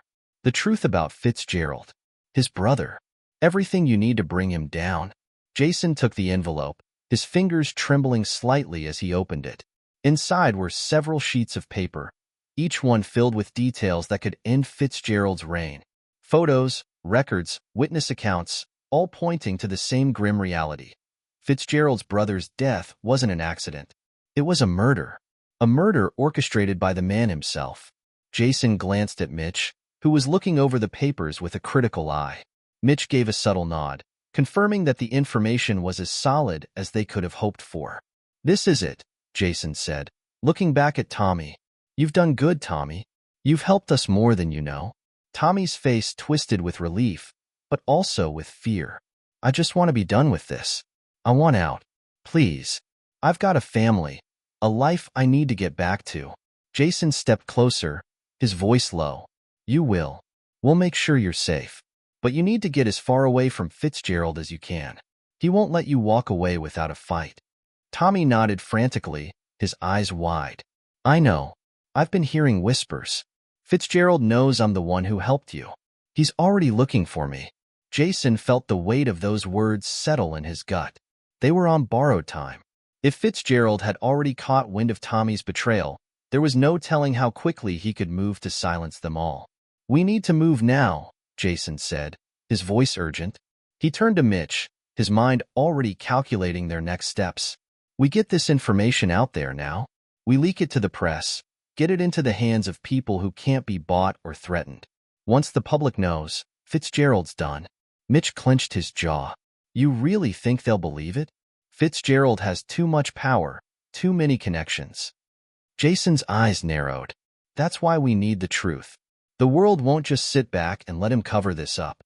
It's not just about the murder. It's about everything Fitzgerald has built on lies. When the people find out, they'll turn on him." The urgency in Jason's voice was clear, but so was the looming danger. They had the information, they had the leverage, but they were also sitting ducks, vulnerable to Fitzgerald's retaliation. Every second they delayed made them more of a target. Suddenly, the sound of footsteps echoed in the distance, slow, deliberate. Jason's eyes snapped toward the source of the noise. A figure emerged from the shadows, a silhouette that sent a chill down his spine. "Mitch, get Tommy in the car," Jason ordered, his voice sharp. "Now." Mitch reacted instantly, grabbing Tommy by the arm and pulling him toward the car. Jason followed close behind, his heart pounding in his chest. Whoever was approaching wasn't here for a casual chat. They were here for business. "Jason," Mitch's voice was tense as they reached the car. "It's not just one person. There's more coming." Jason turned to face the oncoming figures, his mind racing. Fitzgerald's men were closing in. The storm had arrived, and it was about to hit them full force. The cold metal of the car door felt like a barrier between Jason and the chaos that was unfolding around them. He barely had time to think as Mitch shoved Tommy into the back seat, his breath ragged with panic. Jason's heart was pounding in his chest as he turned, eyes scanning the darkness for any sign of movement. The sound of footsteps was getting closer, slow and deliberate. Too slow. They were toying with them, letting the tension build before they made their move. Jason's instinct screamed at him to run, but he knew that the files in his hands were too important to let go of. This was no longer just about revenge, it was about survival. And Fitzgerald's men weren't going to let them walk away easily. "Get in, Jason," Mitch snapped, his voice strained as he pushed the door open. "We don't have time to play games." Jason hesitated for a moment, the air thick with uncertainty. The distant shadows grew longer as more figures appeared, silhouetted against the faint glow of the streetlights. There was no way out now. His grip tightened around the envelope containing the damning evidence, his only bargaining chip in this deadly game. "Move, Jason." Mitch's voice broke through the haze of his thoughts. Jason slid into the car and slammed the door shut just as the first figure stepped into the dim light.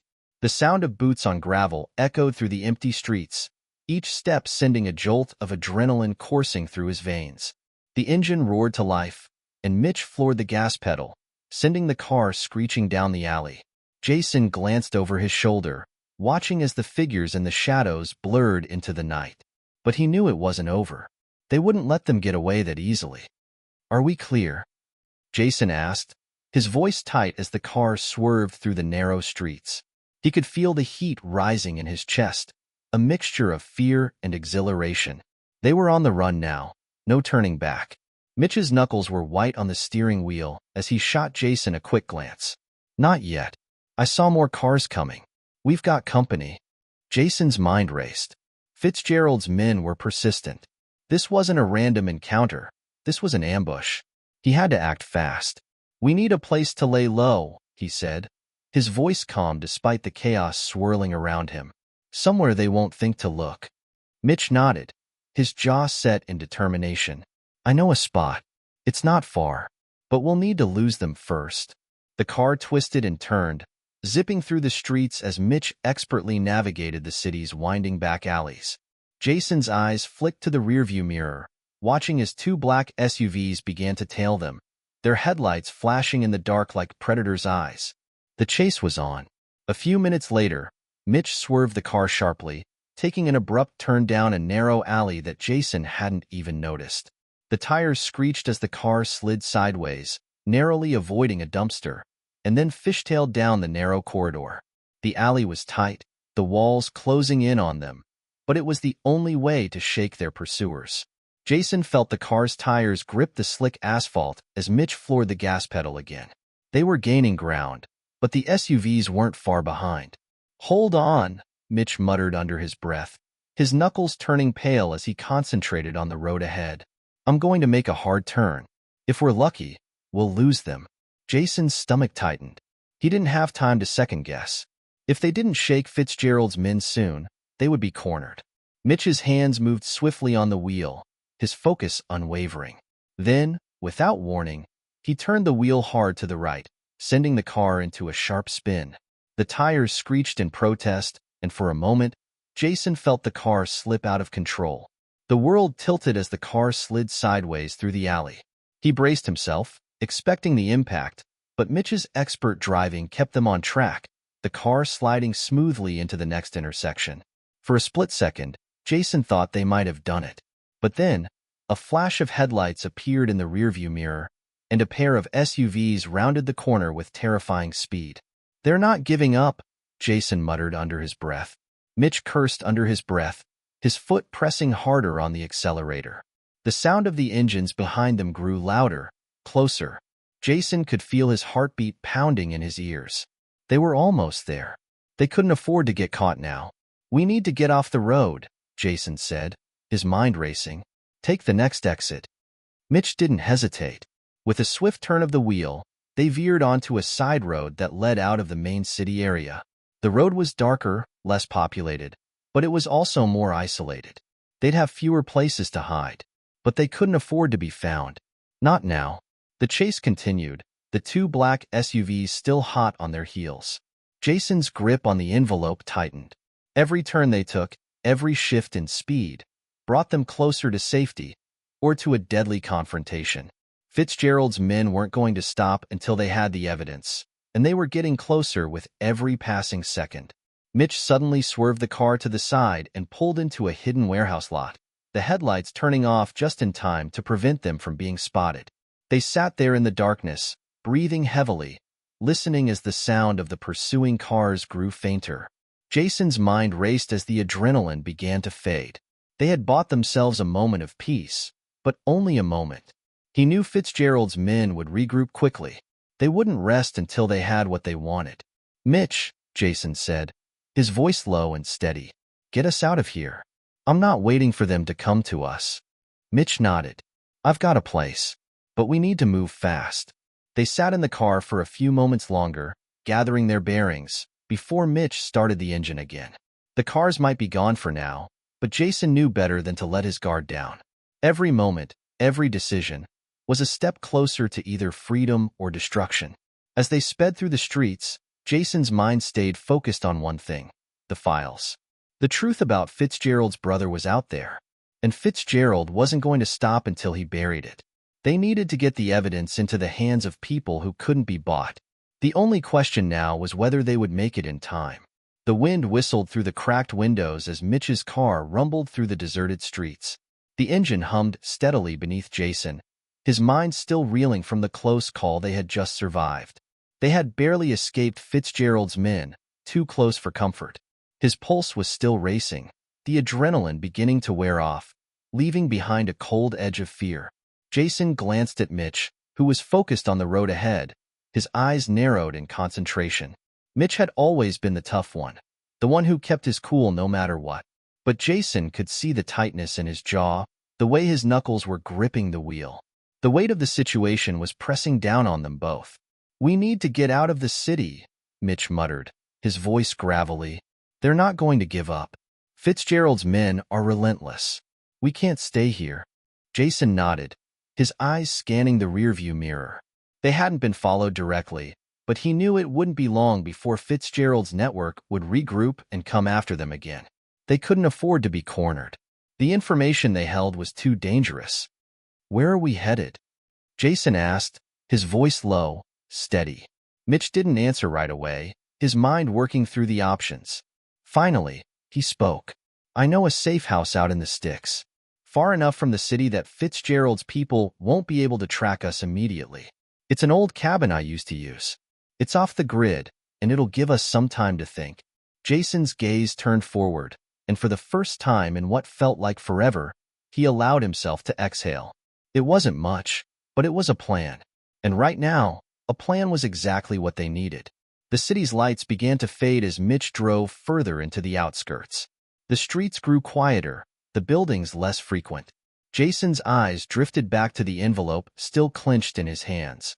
Inside, the truth about Fitzgerald's brother was waiting to be unleashed. But the closer they got to revealing it, the more they seemed to run headfirst into danger. It felt like they were always 2 steps behind, never quite escaping the grip of the monster they were trying to bring down. "Do you think the public will believe it?" Mitch asked suddenly, breaking the silence. Jason glanced at Mitch, surprised by the question. Mitch had never been one to doubt their mission before. But now, with everything on the line, maybe even he was starting to wonder. Jason's eyes flicked to the side mirror again before he replied, his voice firm. "It doesn't matter if they believe it. They'll have to believe it when it's all out in the open. Fitzgerald won't be able to cover it up anymore. People will see the truth, especially when they realize how far he's gone to protect his empire." Mitch was quiet for a moment, then nodded slowly. "Yeah, you're right. But it's not just the people we need to worry about. It's Fitzgerald. He's got eyes everywhere. If he figures out that we're still alive, we'll never get out of this." Jason could feel the weight of those words settle over him. Mitch was right. Fitzgerald was a force to be reckoned with, a man who controlled the shadows. They couldn't afford to let their guard down. Not for a second. They continued to drive in silence for a while longer, the tension between them palpable. Jason's mind wandered back to Tommy. He had helped them, but he was still in danger. Fitzgerald wouldn't forgive him for turning on the family. Jason had promised him safety, but he had a feeling that Tommy's fate was tied to theirs now. If they couldn't finish what they started, Fitzgerald would make sure Tommy paid the price. The road ahead seemed to stretch on forever, the trees becoming more dense, their silhouettes casting eerie shadows against the headlights. It was as if the world had fallen silent, holding its breath. Jason felt a gnawing unease in his gut. "Here we are," Mitch said suddenly, pulling the car to a stop in front of a small, dilapidated cabin. The place was secluded, surrounded by trees on all sides. If Fitzgerald's men were looking for them, they'd have a hard time finding this spot. Jason got out of the car, his muscles stiff from the long drive. He looked around, taking in their surroundings. The place seemed untouched by time, the cabin old but solid. It felt like a relic from another life. A place where things had been simpler, before everything had gone wrong. But now, it was a temporary sanctuary. Nothing more. Mitch unlocked the door, and they stepped inside. The air was musty, the scent of old wood and dust lingering. It was a far cry from the luxury they had once known, but Jason didn't care. At that moment, all that mattered was getting through the next few hours. They needed a plan, and they needed it fast. The first thing Jason did was find a small desk in the corner of the room, setting the envelope down carefully. He pulled out the papers inside and spread them out on the table, his eyes scanning the information again. The evidence was solid, undeniable. If this got into the right hands, it would destroy Fitzgerald. But as he looked at the documents, a thought began to gnaw at him. What if they were too late? Fitzgerald had connections everywhere. Police, lawyers, even the media. What if he had already covered his tracks? What if he had anticipated this move? His thoughts were interrupted by Mitch, who had begun pacing again. "What now?" Mitch asked, his voice tight. "How do we get this out without getting killed first?" Jason stood up slowly, his mind working. "We don't get this out by going to the authorities. Not yet. Fitzgerald's influence runs too deep. If we go to the wrong person, it's over." Mitch frowned. "Then how?" Jason looked out the window, his eyes narrowing as a plan began to take shape in his mind. "We go public. We leak it online, through anonymous channels. We expose Fitzgerald piece by piece. We build a case the public can't ignore. And then, when they start asking questions, we disappear." Mitch's eyes brightened, but only for a moment. "You think that'll work? You think people will rally behind us?" Jason gave him a hard look. "They won't have a choice. Fitzgerald's days are numbered. But we need to be smart about this. Every move counts." Mitch nodded, his resolve hardening. "All right, let's get to work then." The cabin was quiet, the air heavy with the weight of unspoken thoughts. Jason and Mitch sat across from each other at the rickety wooden table, the flickering light of a single lamp casting long shadows on the walls. Outside, the wind had picked up, rustling the trees that surrounded them, adding to the tension in the air. Jason couldn't focus on anything except the stack of papers in front of him, the evidence that could take down Fitzgerald. Every time his eyes flicked over the documents, a sense of dread gripped his chest. It was only a matter of time before Fitzgerald's men came looking for them again. This wasn't just about the information anymore. It was about survival. Mitch was still pacing, his movements quick and erratic. Jason could tell he was losing patience. "What's the plan, man?" Mitch's voice broke through the silence, a hint of frustration in his tone. "How do we get this out without getting ourselves killed? I don't want to keep hiding like this." Jason took a deep breath, rubbing the back of his neck. "We can't just run forever, Mitch. We need to hit them where it hurts, expose Fitzgerald for what he really is. But it has to be done carefully. He's got eyes everywhere. One wrong move, and it's over." Mitch stopped pacing and leaned against the wall, crossing his arms. "So, we leak it to the press? That's your big plan?" Jason met Mitch's gaze, his expression calm but determined. "No, the press isn't going to touch this. Fitzgerald has too many connections. If we go public through them, he'll shut it down before anyone gets wind of it. What we need is a different kind of exposure." Mitch raised an eyebrow. "What do you mean?" Jason stood and walked over to the window, his mind working through the plan he had been formulating ever since they arrived at the cabin. "We go direct. We leak the information through encrypted channels. There are people out there, journalists, hackers, activists, who are looking for stories like this. We need to get it into their hands, anonymously, but with enough proof to make it undeniable. The moment they get hold of it, Fitzgerald's entire empire will start to crumble, and he won't be able to stop it." Mitch frowned. "But what if he tracks it back to us? What if he finds out we're the ones who did it?" Jason turned back toward him, the weight of the decision clear in his eyes. "That's why we need to be careful. We take every precaution. We use burner phones, encrypted emails, anonymous drop points. We can't afford to slip up." There was a long silence as Mitch processed the plan. Jason could see the doubt in his eyes, the uncertainty of whether it would actually work. But Mitch had always been a man of action, and after a long pause, he nodded. "All right, we do it your way. But if we get caught—" "We won't get caught," Jason interrupted. "We just have to move fast." Jason spent the next few hours setting up the necessary tools to execute the plan.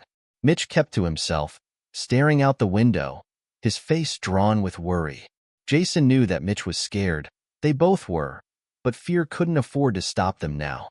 It wasn't just about taking down Fitzgerald anymore. It was about making sure that nothing they had done so far went to waste. Jason had been in the game long enough to know how this worked. People like Fitzgerald didn't go down without a fight. He'd have his men combing every inch of the city by now, looking for any trace of the files. But Jason had a plan, a backup plan, if things went south. The only thing left to do was hope they wouldn't need it. He carefully typed out a message on a secure device, attaching the files he had painstakingly gathered. This was it, the moment of truth. "Done," Jason said, standing up and turning to Mitch, who was still staring out the window. Mitch turned and walked over. He didn't say anything at first, just watched as Jason hit send. The encrypted message would go straight to the hacker collective Jason had been in contact with. They would know what to do with it. The moment it hit the right hands, Fitzgerald's empire would be exposed, and there would be no way to take it back. Jason let out a breath, feeling the tension slowly begin to lift. But that feeling of relief was short-lived. There was a loud knock at the door. Both men froze. The silence that followed was suffocating. Mitch motioned for Jason to stay quiet, and they both crept toward the back window, peering out into the night. A black SUV was parked just outside the cabin. Jason's heart skipped a beat. He could see shadowy figures moving around the vehicle, and his instincts told him they were not just looking for shelter from the storm. They were here for them. "Damn it!" Mitch hissed under his breath, turning to Jason. "What now?" Jason's mind raced. They had to make a decision, and they had to make it fast. If Fitzgerald's men found them now, All their efforts would be for nothing. They'd be dead before they could even finish what they started. "We leave," Jason said, his voice low but decisive. "We can't fight them here. We need to go off the grid." Mitch grabbed his jacket, and they both headed toward the back door. Jason's mind was a whirlwind of thoughts, plans, backup plans, escape routes, anything that would keep them one step ahead of Fitzgerald. They had to disappear before the men outside realized they were inside. They crept through the darkened house, moving as silently as they could. Jason's pulse was racing. He couldn't afford to be caught now, not when they were so close to taking Fitzgerald down. They reached the back door and slipped into the night, making their way toward the thick tree line. But just as they thought they were safe, the sharp crack of a branch echoed in the distance. Jason froze, his heart in his throat. "I think they know we're here," Mitch whispered, his voice tinged with panic. Jason didn't say anything. He just grabbed Mitch by the arm and pulled him further into the woods. They had to keep moving. They couldn't let Fitzgerald win. Not now. Not ever. The woods were silent except for the crunch of twigs beneath their boots and the rapid, shallow breaths escaping Jason's mouth. The cold night air stung his skin, but it did little to numb the adrenaline surging through him. Mitch was just a few steps behind, moving quickly but cautiously, his eyes scanning the darkness for any sign of pursuit. They had been lucky to escape the cabin without being spotted, but Jason knew that luck wouldn't last forever. Fitzgerald's men were professional hunters, merciless, well-trained, and relentless. If they hadn't already figured out their escape route, they would soon. Jason pushed the thought aside, focusing on the immediate task at hand, getting as far away as possible. The further they ran, the more time they bought to figure out their next move. "Mitch, do you have the burner phones?" Jason asked, keeping his voice low. They couldn't risk being overheard. "Yeah," Mitch replied, his tone tight. "They're in my jacket pocket. I've got the backup ones too." Jason nodded, feeling a small measure of relief. At least they were prepared for any situation. The phones were their lifeline. Secure, disposable, and nearly impossible to trace back to them. He would need to contact their hacker contact again to ensure the leak had gone through, and that Fitzgerald's empire was on the brink of collapse. They kept moving, ducking low as they navigated through the dense forest. The darkness seemed to swallow them whole, the only light coming from the pale moon filtering through the trees. Jason couldn't help but wonder how much longer they could keep running like this. Every step they took felt like they were being drawn deeper into a trap, one that they might not be able to escape. After what felt like hours of sprinting through the woods, Mitch suddenly stopped. Jason's heart skipped a beat as he turned toward him. "Wait," Mitch hissed, pointing to a distant figure emerging from between the trees. Jason's instincts flared, and he immediately dropped to a crouch, motioning for Mitch to do the same. The figure was barely visible, moving with purpose. There was no way to tell whether it was one of Fitzgerald's men or just a random hiker, but Jason wasn't about to take any chances. They remained still, hearts pounding in their chests, barely breathing as they watched the figure move closer. It seemed to be searching for something, its steps deliberate and unhurried. Jason strained his ears, trying to pick up any sounds that might give them an advantage. Then the figure stopped. Jason held his breath, praying it wouldn't come any closer. "Are we just going to hide?" Mitch whispered harshly. "If we stay here, they'll find us eventually." Jason didn't answer right away. Instead, he watched, his eyes locked on the figure. Then, without warning, the figure turned and disappeared back into the trees, its footsteps slowly fading away. Jason let out a breath he hadn't realized he'd been holding. "What the hell was that?" Mitch muttered, still on edge. "I don't know," Jason replied, keeping his voice steady. "But we're not waiting around to find out." They continued moving, quicker now, their pace steady but careful. Every now and then, Jason would glance over his shoulder, but the figure never reappeared. It was impossible to tell if they were being tracked or if the encounter had been just a coincidence, but they couldn't afford to stop and think too hard. Every second counted. After a few more minutes, Jason stopped in his tracks. A thought hit him like a bolt of lightning. He quickly turned to Mitch. "We need to contact Tommy. Now." Mitch's expression shifted. "Tommy? You think he's still safe?"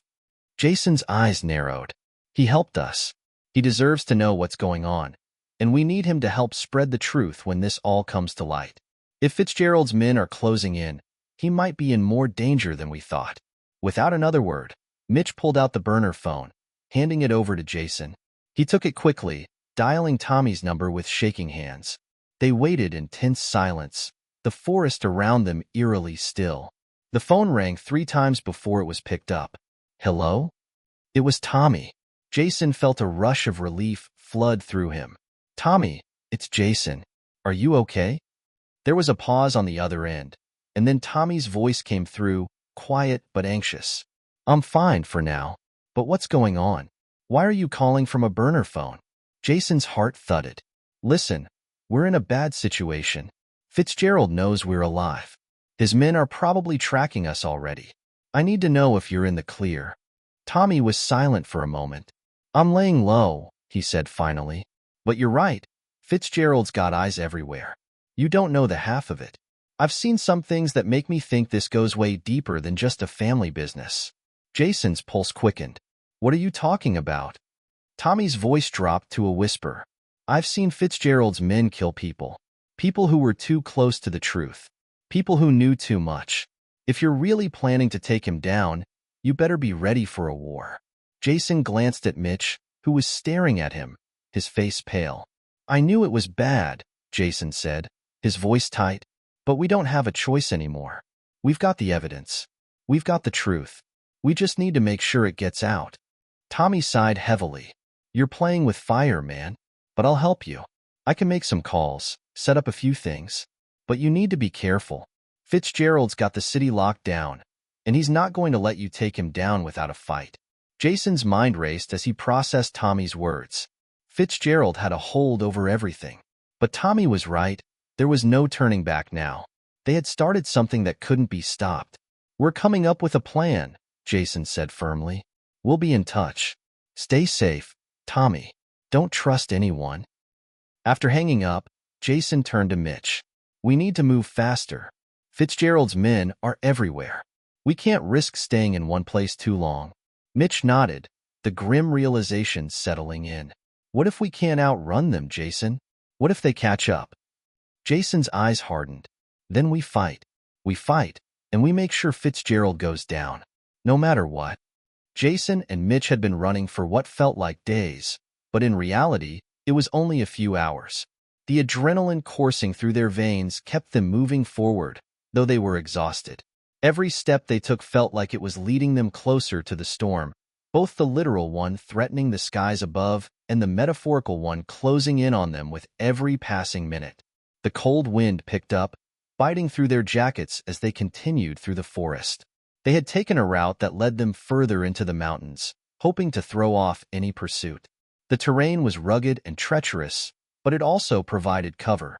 As long as they kept moving, they might be able to lose Fitzgerald's men. But Jason knew that was a fleeting hope. He didn't trust their luck for much longer. "We can't keep this up," Mitch muttered, his breath coming out in foggy bursts. "We're gonna run out of ground sooner or later. We need a real plan." Jason nodded, feeling the weight of Mitch's words. They were deep in hostile territory now. Fitzgerald's men wouldn't stop until they found them. Jason's mind raced as he tried to come up with a way out. There had to be a solution. There had to be a way to turn the tables, but time was running out. "We need to get to the city," Jason finally said, his voice steady despite the growing pressure. "The longer we stay out here, the more likely it is they'll catch up. We need to get to a place where we can hide in plain sight." Mitch looked skeptical, but he didn't argue. He knew Jason's instincts were sharp. "You're saying we go back to the city? After everything that's happened?" Jason's eyes hardened. "We have no choice. We can't afford to stay out here any longer. I'm calling in a favor. We need to get these files into the right hands, fast. The city's where we can make that happen." Mitch rubbed his temples, clearly not convinced, but he nodded in agreement. "All right, let's get moving." They traveled for another hour, their bodies stiff from the cold and exhaustion. As they neared the outskirts of the mountain range, Jason's phone buzzed. He fished it out of his pocket, heart racing as he saw Tommy's name on the screen. "Tommy?" Jason answered quickly. "Jason." Tommy's voice was low, urgent. "We've got a problem." Fitzgerald knows you're alive. His men have been asking questions about you. They're hunting you, man. Harder than I thought. Jason's stomach dropped. We thought we were keeping a low profile. How did they find out? I don't know, but it's bad. He's using his network, local informants, surveillance. He's got eyes everywhere. You can't trust anyone right now, not even the people you think you can. Jason's mind was reeling. Shit, we're being hunted. Where can we hide? Tommy paused. I've got a place. An old safe house, one of my contacts from before. It's off the grid. You should get there and lay low. I'll arrange for someone to meet you with more information. You're going to need backup. Jason looked at Mitch, who was watching him closely, his brows furrowed. Tommy, we need to get these files out now. We can't afford to wait any longer. It's the only shot we've got. I know, but you need to get out of the open first. Fitzgerald's men are close. Trust me, you don't want to be caught with the evidence on you when they find you. Tommy's voice was urgent. Jason hesitated, weighing his options. Tommy was right. They were vulnerable out here. The more exposed they were, the easier it would be for Fitzgerald's men to catch up. The safe house was their best bet. All right, Jason said, running a hand through his hair. We'll head there. Just make sure everything's set. We'll be in touch. Good luck, Jason. And be careful. Fitzgerald won't stop until he's got you both. The line went dead. Jason put the phone back in his pocket and turned to Mitch. We're heading to the safe house. Tommy's got a place for us to lay low. Mitch exhaled loudly. I'm not sure how much more I can take of this running, man, but I don't see any other option. Jason nodded grimly. We're close. We'll be safe there for a while. After that, we'll figure out how to get the evidence out. But we need to stay one step ahead. By the time they reached the safe house, the sky had begun to cloud over completely. The wind howled through the trees, and the first raindrops started to fall, quickly turning into a downpour. The storm had arrived, and it felt like nature itself was joining in the chaos surrounding them. The safe house was a small, nondescript cabin nestled deep in the woods, hidden away from any major roads or towns. It had been abandoned for years, but Tommy's contact had maintained it as a backup location for emergencies. When Jason and Mitch arrived, they quickly scanned the area for any signs of activity before making their way inside. The interior of the cabin was dark and musty, but it offered the shelter they needed. Jason immediately moved to the small desk in the corner, plugging in a laptop that had been left there for emergencies. He needed to contact their hacker friend and make sure the information had been received. As he worked, Mitch took a seat by the window, nervously glancing out at the rain-soaked landscape. It's all falling apart, Jason, Mitch muttered, shaking his head. We're in too deep. Jason didn't respond immediately, his attention focused on the screen in front of him. Finally, after what felt like an eternity, a message popped up on the laptop screen. We've got it, the message read. The files are in the right hands now. Fitzgerald's empire is about to crumble. The world will know what he's been hiding. Jason leaned back in his chair, relief washing over him. They had done it. They had exposed Fitzgerald. But the feeling was short-lived, because the fight was far from over. Get some rest, Mitch, Jason said, his voice quiet but resolute. We've still got work to do. Mitch didn't respond immediately, his eyes heavy with exhaustion. But after a moment, he stood up and walked over to the small cot in the corner of the room. I don't know how much longer we can keep this up, man, but I guess we'll find out. Jason watched as Mitch lay down, his thoughts racing. They had taken the first step in bringing down Fitzgerald, but there was still so much left to do. The danger wasn't over, not by a long shot. And with every passing hour, it felt like the storm was getting closer. The storm outside raged on, relentless and unyielding. The wind howled through the trees, slashing against the windows of the small cabin like an angry beast. Inside, the air was thick with tension. Jason sat at the desk, staring at the screen of the laptop, his fingers tapping nervously on the table. The world was on the brink of change, but so much was still left in the air. Fitzgerald's empire was crumbling, but Jason knew better than to believe the battle was over. Mitch paced back and forth across the room, unable to sit still. His nerves were fried, and the constant pressure was starting to wear on him. I can't keep doing this, Jason. I can't keep running. Every move we make, it feels like they're one step ahead of us. Jason didn't look up from the laptop. I know, Mitch, but this is bigger than us now. We've exposed Fitzgerald, but that's just the beginning. There's still too much we don't know about what he's really up to. Then what? We just keep waiting here, hoping the storm blows over? Mitch stopped pacing and turned to Jason. You promised we'd take him down. How? How do we do that when we're stuck hiding in a cabin? Jason stood up slowly, his jaw tightening. We don't hide anymore. Mitch's eyes widened. What are you talking about? We hit him where it hurts the most. We go after his financial empire. We take everything down. We don't just expose him, Mitch. We end it. For good. Mitch stared at Jason for a long moment, disbelief and doubt written across his face. Are you crazy? You've seen what they'll do to people like us. Fitzgerald's men are everywhere. If we step outside that door, we're as good as dead. Jason's gaze hardened. You know as well as I do that there's no going back now. We're in too deep. We make this final move, and we end it. Or we'll die trying. But at least we'll know we didn't just run. We didn't let him get away with it. Mitch swallowed hard. He knew Jason was right, but the weight of the decision was heavier than anything he'd ever felt. What's the plan? Mitch finally asked, his voice barely above a whisper. Jason walked over to the window, glancing out into the rain-soaked darkness. We have the proof, the evidence. Now, we need to make sure the right people see it. People who can take Fitzgerald down once and for all. We'll make a few calls, arrange a meeting, and then we take the fight to the heart of his empire. We expose him to the world, and we make sure he's finished. No more hiding. Mitch took a deep breath, running a hand through his hair. And if it goes wrong? Jason turned to face him. Then we fight. It was just past midnight when Jason and Mitch packed up what little they had left. They couldn't afford to stay at the cabin any longer. Fitzgerald's men were closing in, and Jason knew it was only a matter of time before they found their hiding spot. The rain had turned into a torrential downpour, but that wouldn't stop them. They needed to move, and they needed to do it fast. They carefully made their way out of the cabin and into the woods, the sounds of the storm muffling their footsteps. Jason glanced at Mitch, who was silent but clearly tense. Both of them knew that the next few hours would be make or break. If they were caught now, everything they had fought for would be lost. Stick to the plan, Jason muttered, eyes scanning the trees. We get to the rendezvous point, make the call, and then we expose him. Mitch nodded, his face set in grim determination. After what felt like an eternity, they finally reached the outskirts of the city. The storm was still raging, but Jason's phone buzzed. He pulled it out, his heart skipping a beat when he saw the name on the screen.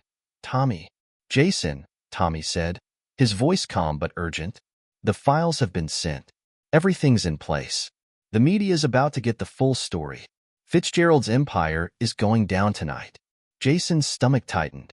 Are you sure everything's in place? Are the right people going to see this? Everything's ready. The press is lined up. Once the files hit the wire, there's no turning back. Jason felt a weight lift off his shoulders, but it was quickly replaced with the cold reality of what still lay ahead. We're almost there, Tommy. But we need backup. Fitzgerald's men are hunting us. We need to make sure we're not caught off guard. I've already set things up, Tommy replied. There's a crew waiting for you. They'll take care of the rest. Just get out of there, and don't stop until you're safe. Jason glanced at Mitch. It's time. Let's finish this. The final stretch of their journey felt like the longest. Every street, every alley, every shadow seemed to hold a threat, but Jason kept his eyes focused. They were close now. They could feel it in the air. The inevitable conclusion was approaching. Fitzgerald's empire was crumbling, and they would be there to see it happen. As they neared the meeting spot, they saw headlights in the distance. A sleek black SUV pulled up beside them, its windows tinted so dark they couldn't see inside. Jason's heart raced. This was it. The door opened, and a man stepped out. He was tall, dressed in black, his face obscured by a mask.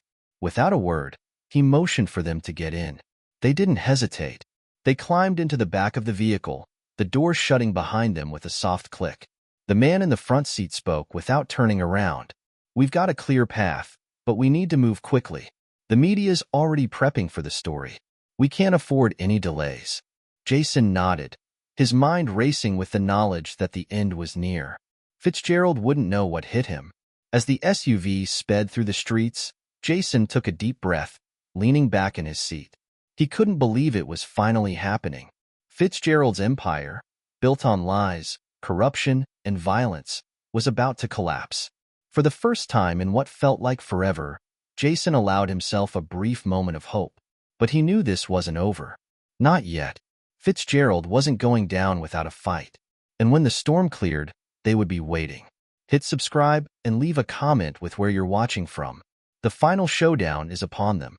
Jason and Mitch have fought for so long, but can they make it out alive with the truth in hand? Or will Fitzgerald's empire destroy everything they've worked for? Stay tuned, because this fight is far from over. The roaring engines of the biker gang thundered through the quiet suburban streets, sending vibrations through the air as they rumbled by. Jason, the leader of the pack, gripped the handlebars of his motorcycle with one hand while the other held a cigarette. His dark sunglasses shielded his eyes, but his steely gaze scanned the road ahead. He loved this, the freedom, the adrenaline, the power he felt with every rev of the engine. This was his kingdom. It was a warm, crisp morning in a neighborhood that rarely saw trouble. The sun was just rising, casting long shadows across well-manicured lawns, and the streets were still mostly empty, save for a few early risers jogging or walking their dogs. Jason and his gang were a loud, unapologetic disruption in this quiet world. To them, this place was a target, a canvas for their chaos. The kind of place where they could flex their muscles and remind everyone that the world belonged to those who took what they wanted. Jason's gang wasn't just any group of bikers. They were known for being ruthless, relentless, and, most importantly, feared. Their bikes, adorned with skulls and flames, were a symbol of power. They didn't care who got in their way or who got hurt in the process. The rules of this world didn't apply to them. As they rolled down the street, a sudden noise caught Jason's attention. He slowed his bike and squinted, seeing a small dog trotting along the sidewalk. The dog wasn't on a leash, and it appeared to be lost, sniffing the air as it wandered aimlessly between the rows of houses. Jason slowed further and gave a sly grin.